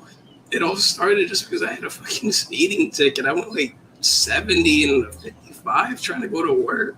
And then when that all started, it's just like I wasn't able to have a life. I was starting to start working and growing and, provide for myself. And then after that happened, I couldn't do it. I think the question everyone has is why your mom would lie and say that you've been missing for 8 years. Did she ever tell you, did you ever ask, Mom, why are we pretending that I'm missing? And that's the thing. When it comes to the real small details like that, I don't remember. It's like it just blocks it out. Like she's blocking it out for me or something. It's like I just want to remember the facts. I just want to understand, who I am and what I'm trying to do, and just try to live my life the way I want to, not how she wants me to. Were you questioning your mom? Like, Mom, why am I doing this? I would always ask her stuff like, when am I going to get a job? When am I going to have my own car? When am I going to be able to make my own decisions? When am I going to be able to just go out and be free? Like, why can't we just go to the fucking police station? Why can't I just get a lawyer? Why can't I just do that? And she's like, oh, you can't get a lawyer because it's too much money. We can't do that because it's too much money. Everything was always just money, money, money, money. It's constantly fucking money. If you had to guess why she was doing this, was she making money from you being missing, as far as you know? I don't know. I think somebody at one point mentioned something about an original GoFundMe page. And then my mom wanted to say something about, like, one of my aunts or something was, like, stole all the sodas or some shit. But meanwhile, where's all the money that they raised, Like, and where did that go to helping find me? Okay, so that was part one. How long was part two? About the same. All right. All right, I'll let this play on, and then I'm gonna maybe start talking about it. In 10 years ago in 2012. What happened? Why were you in the hospital? And I guess it was mentioned to our reporter at the time that you had cancer. I had a tumor on my heel at one point, but that was irrelevant. Originally, I think all that had started because she wanted me to fake taking a bottle of Tylenol or like Aleve PM or something, sleeping pills. And then she wanted to fake me going to the hospital, and she pretty much just forced me to go into the ER and be like, hey, act like you're sick and you're overdosing and shit. And this was before you were missing. Yes, sir. Why? Why was this happening? I don't even remember. I think it was something to do with school. I was depressed and I was cutting my wrists when I was, getting sad. I didn't have an idea how to, understand my emotions. It was after my brother passed away. I didn't know how to deal with pain and depression. So I would literally just rip a fucking Coke can open like a fucking cheese grater just to feel something. Your brother was a big part of your life, the one who passed away. Talk to us about that. And was that a major part in this, how you were feeling with depending on your mom? Yes, ma'am. He would take care of me. He would take me to and from school. He would pick me up. He would get me McDonald's. He'd just say little jokes and stuff. And after he had passed away, I just wasn't able to, love myself or anything anymore. I wasn't able to have somebody like a father figure. You know, he was my brother, but I never had a dad. I only had stepdads. I didn't know how to grow up. I didn't know what I was doing as I was growing up. I didn't understand how to take care of myself, how to wash myself, how to make doctor's appointments, how to do anything, because I never had a chance. What would you have to say to police that say, well, he was an adult? What do you mean? It seems like in this case, you didn't have the support there that you needed. And police seem so focused on your age that you were 17, which is an adult in Texas. But can you talk about the fact that, yes, you were an adult, but the mindset that you've been in? Yeah, it was just like a constant brainwashing, like a Stockholm type of syndrome where it's just, you know, you just fall in love with your captive and just want to take care of them, do this and that, you know, like it would just constantly just be me trying to help and just take care of my mom, do whatever she needs because I cared about her and she's the only person I had. Did your mom, over this last 8 years, did she say anything or like, is there anything that sticks out in your mind that bothers you or that you remember conversations with her that Just, you're done? I don't know, I used to have to sleep in her bed sometimes. I don't remember why, just like next to her. It wouldn't be anything sexual or anything like that. I wouldn't lie about that because there's plenty of people that need honest truths when it comes to those things. That just muddies the water to lie about those type of things. That's where I said the media, they like to twist my words and confuse things. I never said anything bad about her in that regard, but you know, just boundaries she would push or make me uncomfortable when I would say stop, and she'd be like, well, why, what did I do? I didn't do anything wrong, you know. And then I would just be like, okay, you know, you didn't do anything wrong, and just leave it at that, you know. Just push my boundaries if you want, do whatever you had to do. And I would just be like a people pleaser, but I didn't have people to please, just my mom. I didn't have anybody to take care of or, you know, help understand me. It was just her all the time, my mom. How hard has it been right now? I know that this is the only person you feel like you have had, and now that you're separated, how hard is it to make that distinction right now? Just, Do you want to talk to her? no, not really. I don't want any contact with her at all. I just want to live my life away from her. She can do whatever she wants. I don't care. I just want to live my life. You know, I want to have a family, a job, a car, just a house. I just want to live my life. I just want to be happy. I don't want to keep going back to those negative thoughts she always has on me. I'm so tired of them. I'm so tired of those thoughts. Just constant negativity around that house, and I hate it. Seems like every time she comes around me, it just fuels negativity into me. Like she's just downloading it into my brain over and over, and I don't like it. Did she make you, were there ever times where police would come to your house to check on you that you recall? I think at one point. Did you have interaction with the police, or did your mom make you hide? Like, how were you able to get away? I know police mentioned some fake names. Did you actually speak to the police ever? Like once or twice. Maybe once when I was driving my mom's car and they pulled us over because, you know, she wasn't feeling good. She had took some pain medicine after a surgery and, you know, she was struggling to drive. So like, just get in the passenger seat. I'll take you home. It's not too far, you know. And yeah, they pulled me over for something like that, but I don't remember what name I gave them. It's just she told me, just say something else, say a different name because they don't, they're gonna arrest you. I'm just like, why can't I just tell them my name, What was it like? I mean, 8 years without seeing some of your closest family members, and every time they'd come over, what would you have to do? Hide. If my uncles and my aunts came to visit my mom, or my family would come to visit my grandma. That's the main reason they would go over there to see my grandma. And I would just have to listen to my family be happy and cheerful on the other side of a fucking door. And I'm just like, hey, what about my families, just went. Yeah, I'm gonna pause that for a second. I've been looking at the chat and everything, but I want to just. Okay, so here's my opinion on this so far. Like, I've seen comments and everything. People saying that sounds like someone's giving him talking points, whatever, told him what to say and shit like that. And yeah, that maybe that's true. I don't know.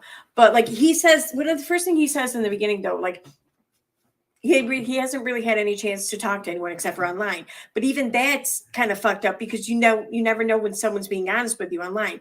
And I remember, his mother has been accredited with all of these like fake accounts.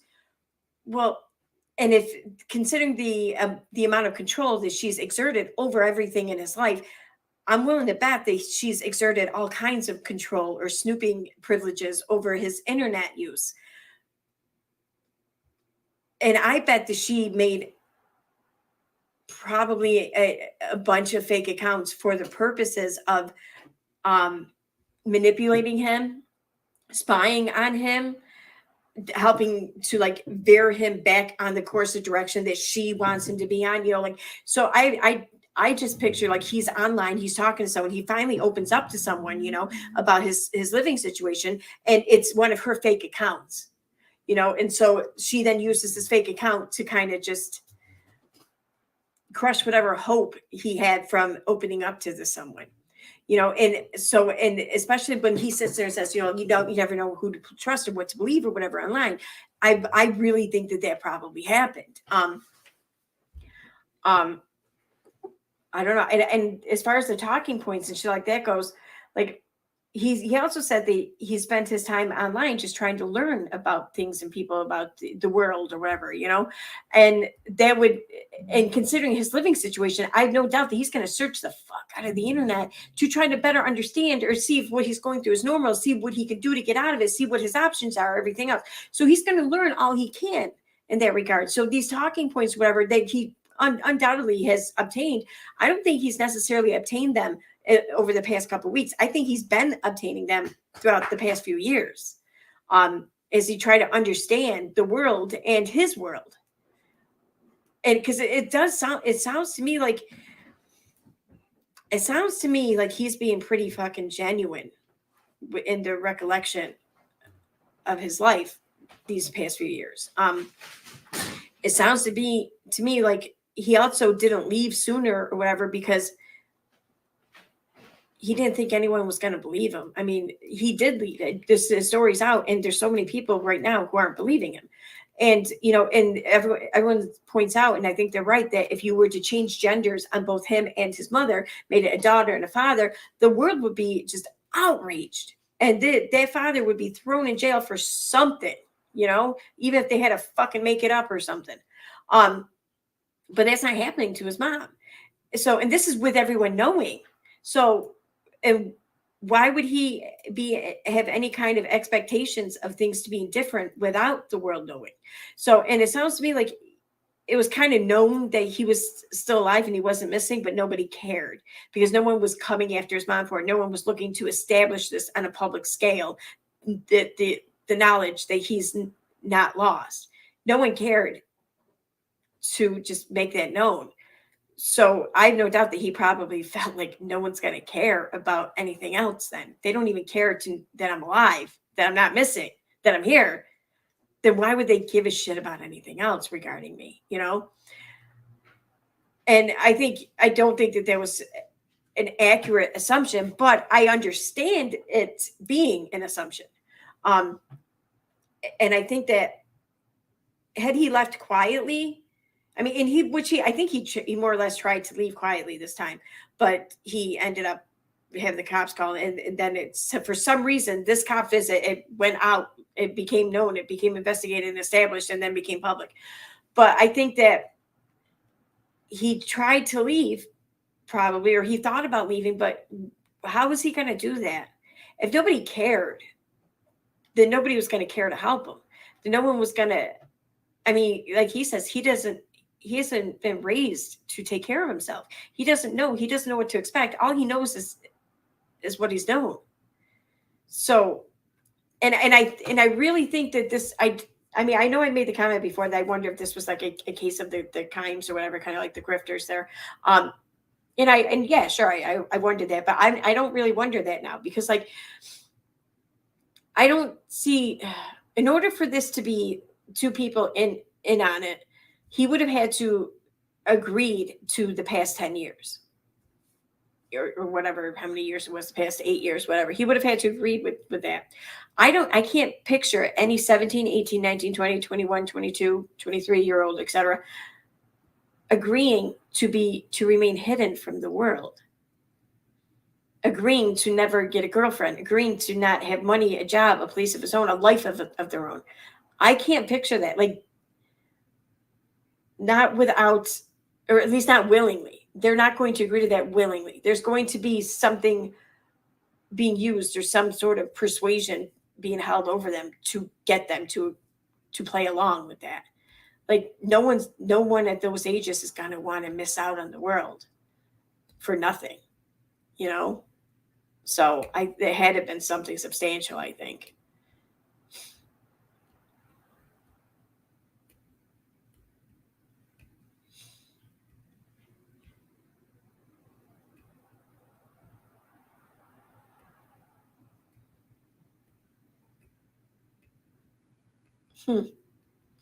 Okay, I have no idea what you're talking about.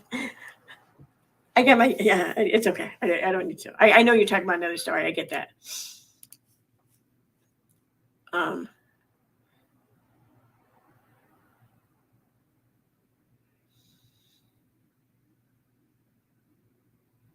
did turn down. Okay.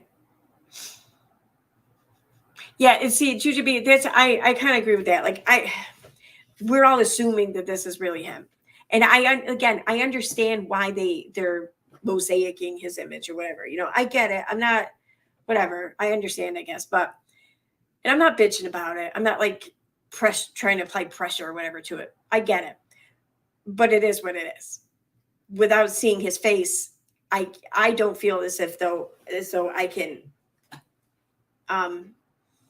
just come to terms with this just being him 100%, you know, without knowing, because it seems weird that they're covering his face to me a little bit. He's not a minor. He's not a victim of a sex crime by his own, you know, discussion and everything. I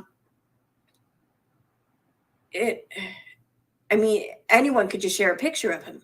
It's not like he's in the witness protection program or, you know, something, you know what I mean? It's not like they're hiding his identity from his attacker or whatever, you know? So it seems a little weird to me that they're not showing it unless he doesn't want it out there, which I guess, I mean, whatever, man, everyone has the right to ask that, I suppose. But again, without being able to visually see it's him, I don't even know if like laying eyes upon him would even visually confirm that for me, because I don't really know what he looks like other than the images that are put out on the internet. And how old are they? I mean, I think that there would be some similarities, but I mean, brothers would have similarities too, you know? So I don't know what to make of it. I don't know. I just find it kind of weird that a visual confirmation can't be made and isn't going to be offered or easily made. And I wonder why that is, but I'm not complaining about it, I guess. I don't know. All right. People, I just want communication. I just want people to understand that we need to start talking more and just stop. You know, like. Did you want to just end it right there and go out and tell them that you're here and you're okay? I just want them to know that I wanted to scream for them, but at the same time, I just couldn't, because the only person I was able to trust was my mom. She told me so many things about my other family that I didn't know. I wasn't able to verify. Was your grandma living with you at one point? Yes, ma'am. And you had and she tried to tell people that you were there? Yes, ma'am. She had Alzheimer's. Was she sick? She had Alzheimer's, dementia, Down syndrome. She had a bunch of medical issues, and that's why I took care of her the best I could. And did she ever say to you anything about Rudy, go out, tell police, like, did she ever say anything to you? Because it seems like she tried to tell family members that you were there. Yeah, I think she tried telling people, but it's just my mom, I don't know. I'm honestly not sure about that one. Do you feel like your mom held you captive? Is that how you would? Pretty much. I mean, in a sense, just not in a physical, restraints or anything, but mentally she held me against my will. It's just, I wanted to just come out and say stuff and be honest. And every time I would try to, she would just either be, no, don't do it, or all right, go. Why do do you it? Why do you think she did that? I don't know. It's because maybe a lot of both of our problems stemmed from my brother passing away. My brother passed away, and ever since then, he was like our glue. You know, he was like the father figure. You know, he's a provider. He took care of the family. You know, me and my mom. And then when I couldn't take care of my mom anymore, I had to take care of my grandma, and it was difficult. Like, it was, especially at the end. Do you see your mom change her personality over the years? She's always kind of had that mentality, you know, like try to talk to her about something positive, and then, or like, you know, address her issues, and then my mom would just deviate, sidetrack, or completely ignore it, especially stuff like mental health. This is your chance finally. We've heard from family members, we've heard from police. It's finally your chance to tell your story. Is there anything that you want people to know about what happened to you? Just, I wanted to live my life, and just something inside of my brain kept going back to her. Like, she was my life support in a sense, you know, I needed her.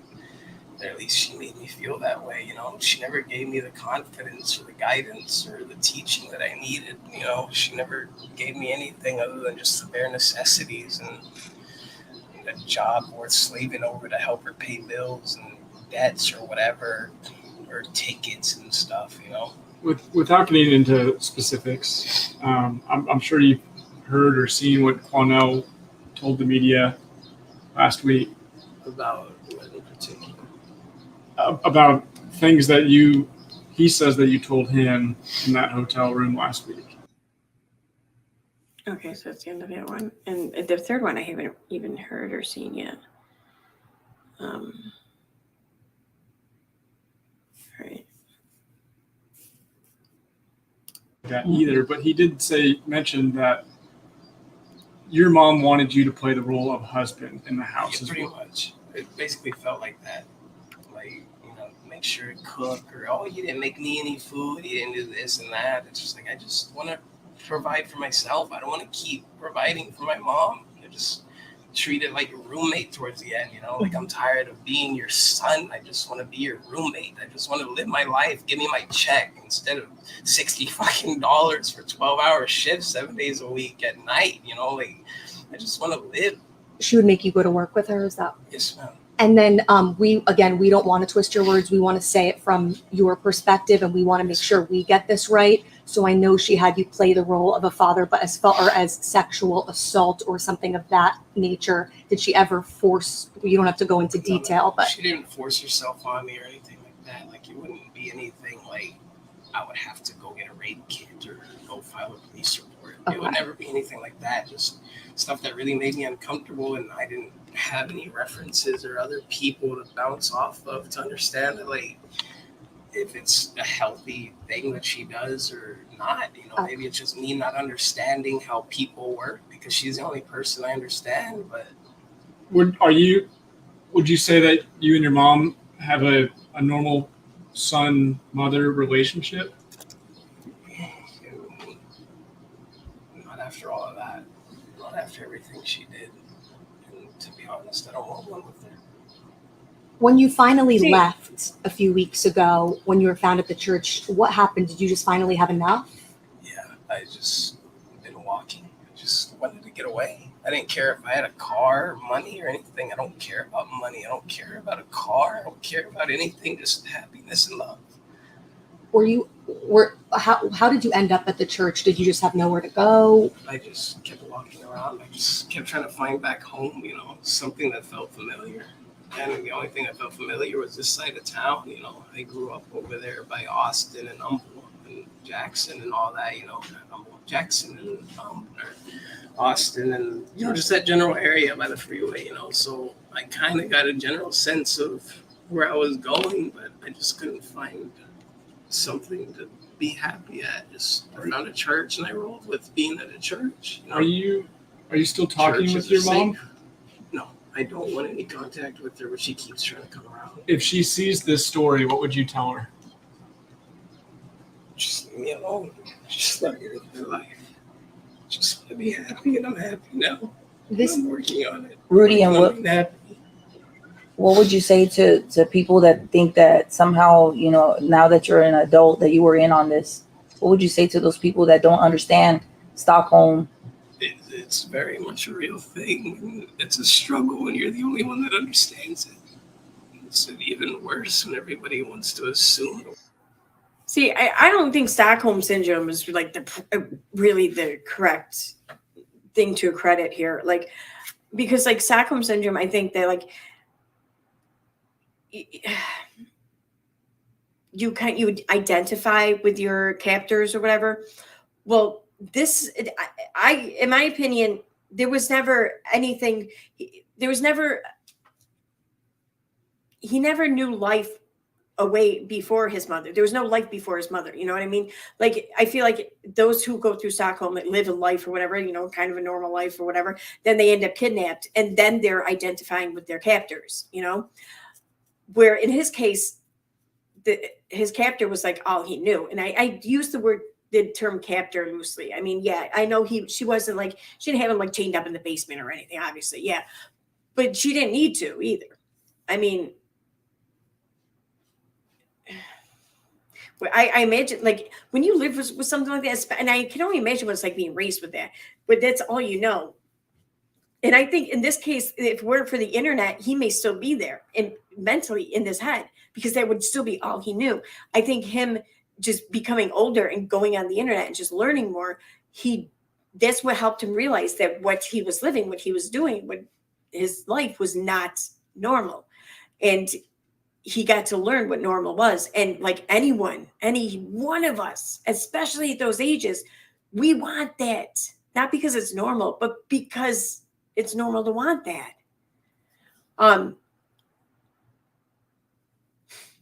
You know, it's just, I think anytime, I do think I think something had to have happened though. Because the picture he's painting of what it was like when for his mother to have all this control over him and have this great, huge effect on him, and to keep him, you know, scared and keep him under control. And now he's talking completely different. He's painting another, like, he's explaining like where he's at now, and is to be something completely different. And I don't think that that's something that happens overnight. I mean, unless there's a reason. Like, I think that something had to have happened. There was some last straw sort of thing between he and his mother. And because like even earlier in the interview, he's talking about how he's working 12 hours shifts or whatever, so many days a week, and he's seeing $60 from that. That's it. But then here towards the end more, he says how he doesn't care about money. He doesn't care about a car or whatever. Like, he just wants peace and happiness, you know? So something had to have happened for him to go from valuing money and expecting and wanting to be better compensated to now not even caring about that compensation. He just wants to be happy. So I think that there's something had to have happened with his mom for him to just say, fuck it, that's it, I'm out of here. What that is, I don't know. But I think people are somewhere right though, and that he was complacent these years, but I don't think he was complacent because he was in on some sort of attempt to scam people. I think he was complacent because he didn't know any other way to be. And his mother made sure of that. And I think that his mother had been working towards making sure of that his entire life. I mean, especially to hear him talk about his brother, it seemed like he looked at his brother as like his only way out, kind of like his only sense of normal in a crazy situation. As someone who knew and understood him, someone who had his back, you know, I also think that he just probably envisioned he and his brother getting the fuck out of there someday. And then his brother died. You know, I mean, at that point, I wouldn't be surprised if he just looked at it as like, there's no hope. You know, that was my hope. My brother was my hope. My brother was everything to me. And I don't even have that anymore. Like, I got nothing but my mother. You know, and I also wonder too if his mother was holding something over his head, like using it to try to make him fearful of the world without her. And I don't think it was, I wonder, well, it could have been, but I wonder if it was more than just you're going to be arrested or whatever, like, or arrested for that reason, arrested because you ran away for a day, or arrested because of a speeding ticket or whatever. Like, I think it was more than that if she was holding something over her head, which I think is very possible. Something bigger, but I don't know why. Not necessarily that he did anything wrong bigger than that, but that she was making him feel like he was doing wrong, and she was holding that over his head. And I think that helped keep him contained to this box of, I can't go anywhere else because she's protecting me, kind of thing. And again, I think something happened where he was just like, fuck it, I'm out of here. That's what it sounds like to me. Cause like, I hear what he's saying and everything, and I don't think he's lying. I do think though, I don't think he's being entirely forthcoming, which I'm not asking him to be. I get it. I understand, whatever, you do you. But I do think that that's the case regardless. So, but, all right. So I shared the link in chat, and it's in the description already. I already put it in there. I'm not going to finish playing this third one right now. I got a wicked headache that's coming on, and I want to go lay down. Well, yeah, I understand he was brainwashed and he knows what Stockholm syndrome is. I don't think he was brainwashed, first of all. Oh, wait a minute. I got to answer this 1 second.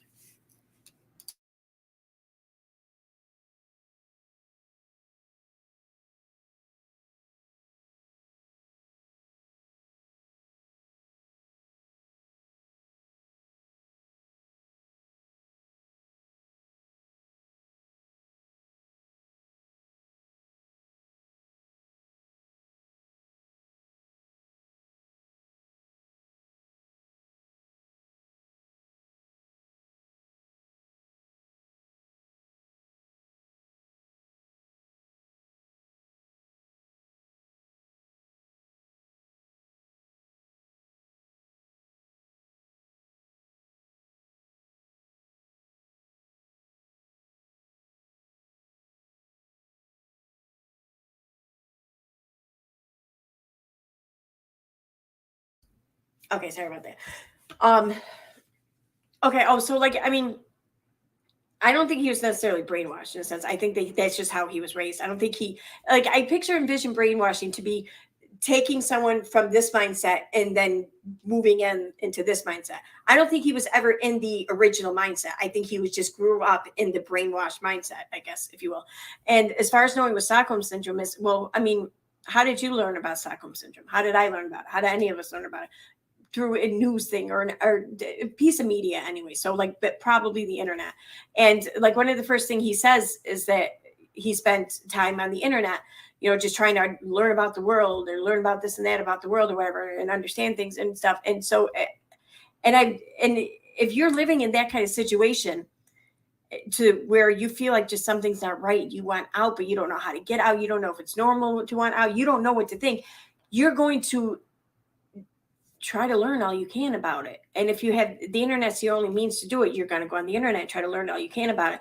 And if you're trying to learn and understand fucked up behavior, well, that's what you're going to look up. So, and you're bound to come across something like Stockholm syndrome at some point, I think. So, I think that's what I would conclude. But like I said, though, I do think he's withholding. What that is, and I'm not saying that what he's withholding is anything damning or whatever like that. I personally don't think it is, but hey, I mean, I could be wrong. What the fuck do I know? But regardless, I do think he's withholding. So.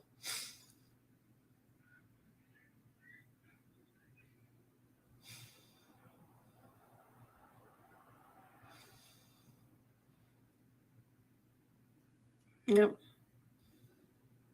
But yeah, so that's where I'm at with this anyway. But I think I was off when I initially wondered if this was a case of like the Kimes, I can't get that right, from the grifters there or whatever, Shantae or whatever her name was, and Kenneth, I think was her son's name.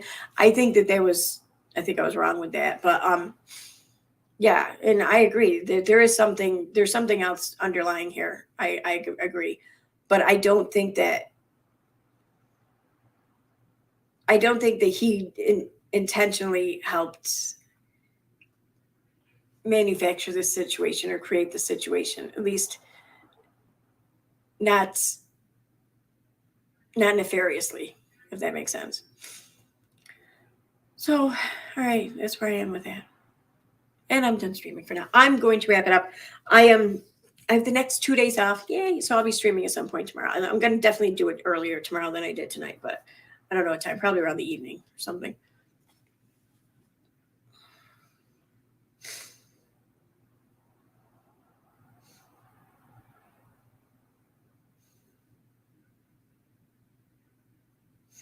There's another, Claire, the relatives, I don't know. There's something that don't feel right to me about that. Like this one clip I was playing, it showed two of his relatives.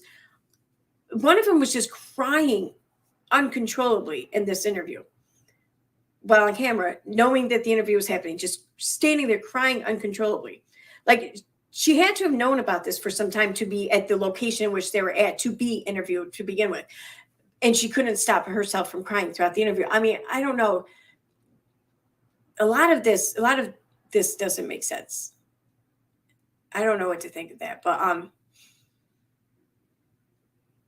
and I sit there and I wonder, like, if members of the family heard from the grandmother, whether she was senile or not, if they kept hearing her say that she saw Rudy, why didn't they make a bigger effort to investigate? I mean, the neighbors saw him coming and going. Like, even if they went there to visit or to see for themselves and he was hidden, wouldn't they kind of sit outside the house for a time or something, or just make it a point to drive by that neighborhood on their way home from work every day just to see what they could see? Something, make more of an effort. Just seems weird. Like, well, we stopped over there 3 times in the past 8 years and she hid it from us. So we never knew. Like, nah, man, if you cared enough and you thought you suspected enough to go there to begin with, then you cared and suspected enough to go there without the mother knowing, to just spy on the fucking house or something, right? I mean, I would, So I don't know. Something about all that doesn't make sense to me. I mean, I'm sorry. I assure you I'm talking about something. I mean, if you want to rewind or something, I'm sure you can. Or not.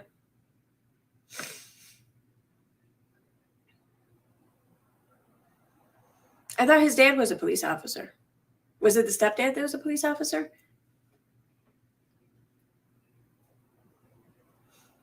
I don't know.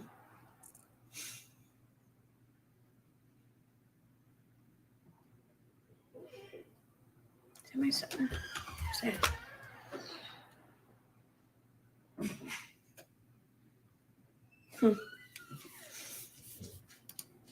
Oh no, okay.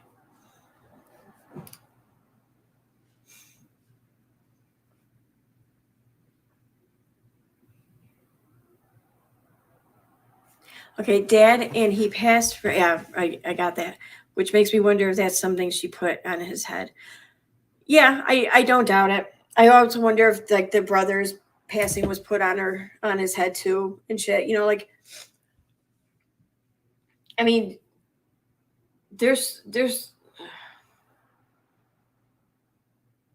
I don't wonder how or why he was able to be manipulated into whatever lifestyle he was living and stuff, or what, you know what I mean? My wonder is, what is it that happened to make him break away from it?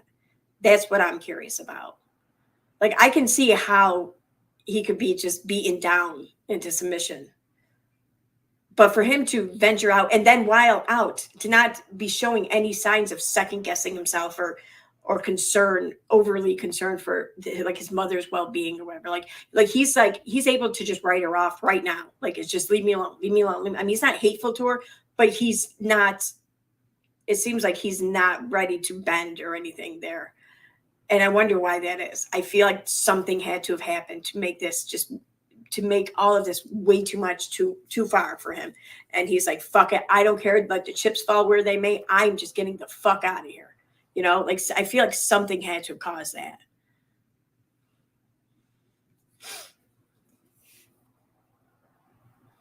Yeah.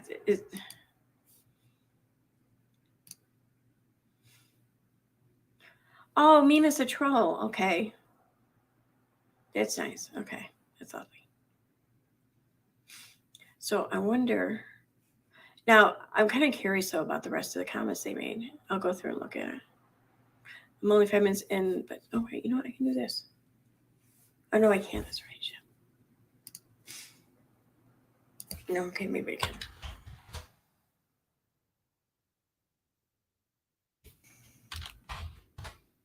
Okay, so we got, what the fuck you talking about, women? Hi. I'm only 5 minutes in, but still no idea what you talking about either. Literally, what are you talking about? Okay.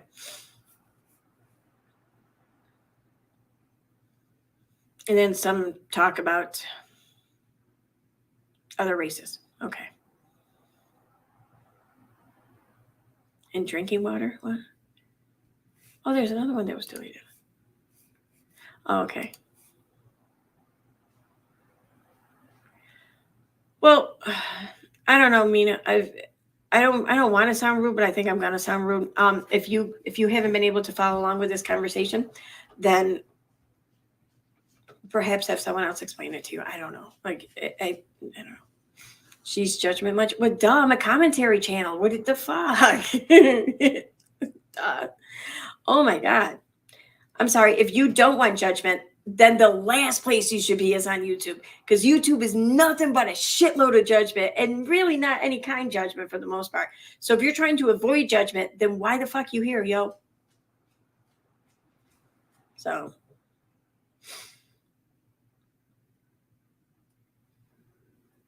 Yeah, that's another thing with the police. Like, I can't believe that the police are just, I mean, I get it. It's still an active investigation. So I get keeping their mouth shut or whatever.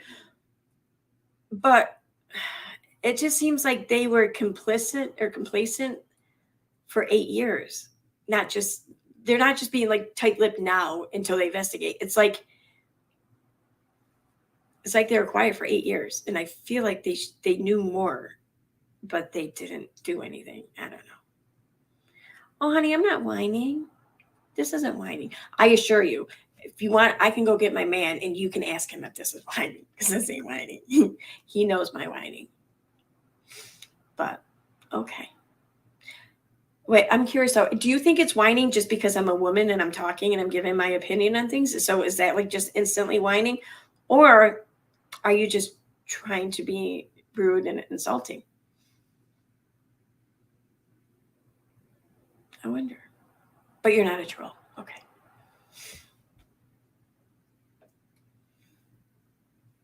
Oh, I thought I was the troll in this chat.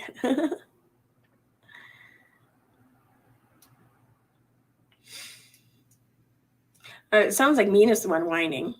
Really? Judgment much? I can't understand what you're talking about. All right, I'm going to shut up. See, that was whining. That was me. The hospital just believes him that he is Rudy and lets his mom waltz on into the room. Well, I don't think the hospital could do anything about it without like police intervention or whatever. But I don't even know. Like, did he even stay in the hospital? Because like those images that were shared on social media depicting him in the hospital, they weren't recent images, right? They were like from like 2012 or something like that. Or like maybe not that old. Oh, maybe that. I don't know. They were old. Oops, you mind again. Oh, I'm sorry.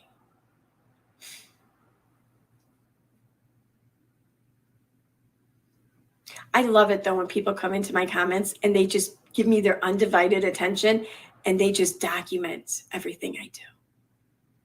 Like they might cost me to get a big head or something, you know? So be sure to go into other people's chats and bitch and complain about me.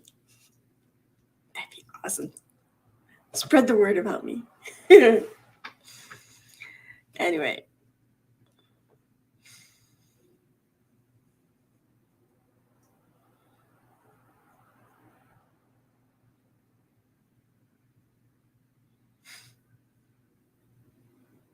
Oh, thank you, Mina. I'm sure someone somewhere can say the same about you too.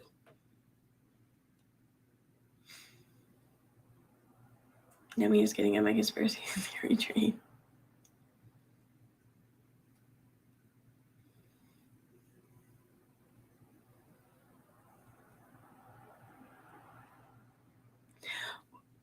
Well, was it him though that gave the fake names? Like I know, I mean, he gave the fake names this time, and the police didn't believe him, right? In the past, though, I don't think it was just him. Like I think it was he and his mother. Like if police came calling for whatever reason, he was with his mother. So I would think that it was his mother giving the name or backing up the name or something. You know what I mean? And a mother and a son, there was probably no reason to suspect anything.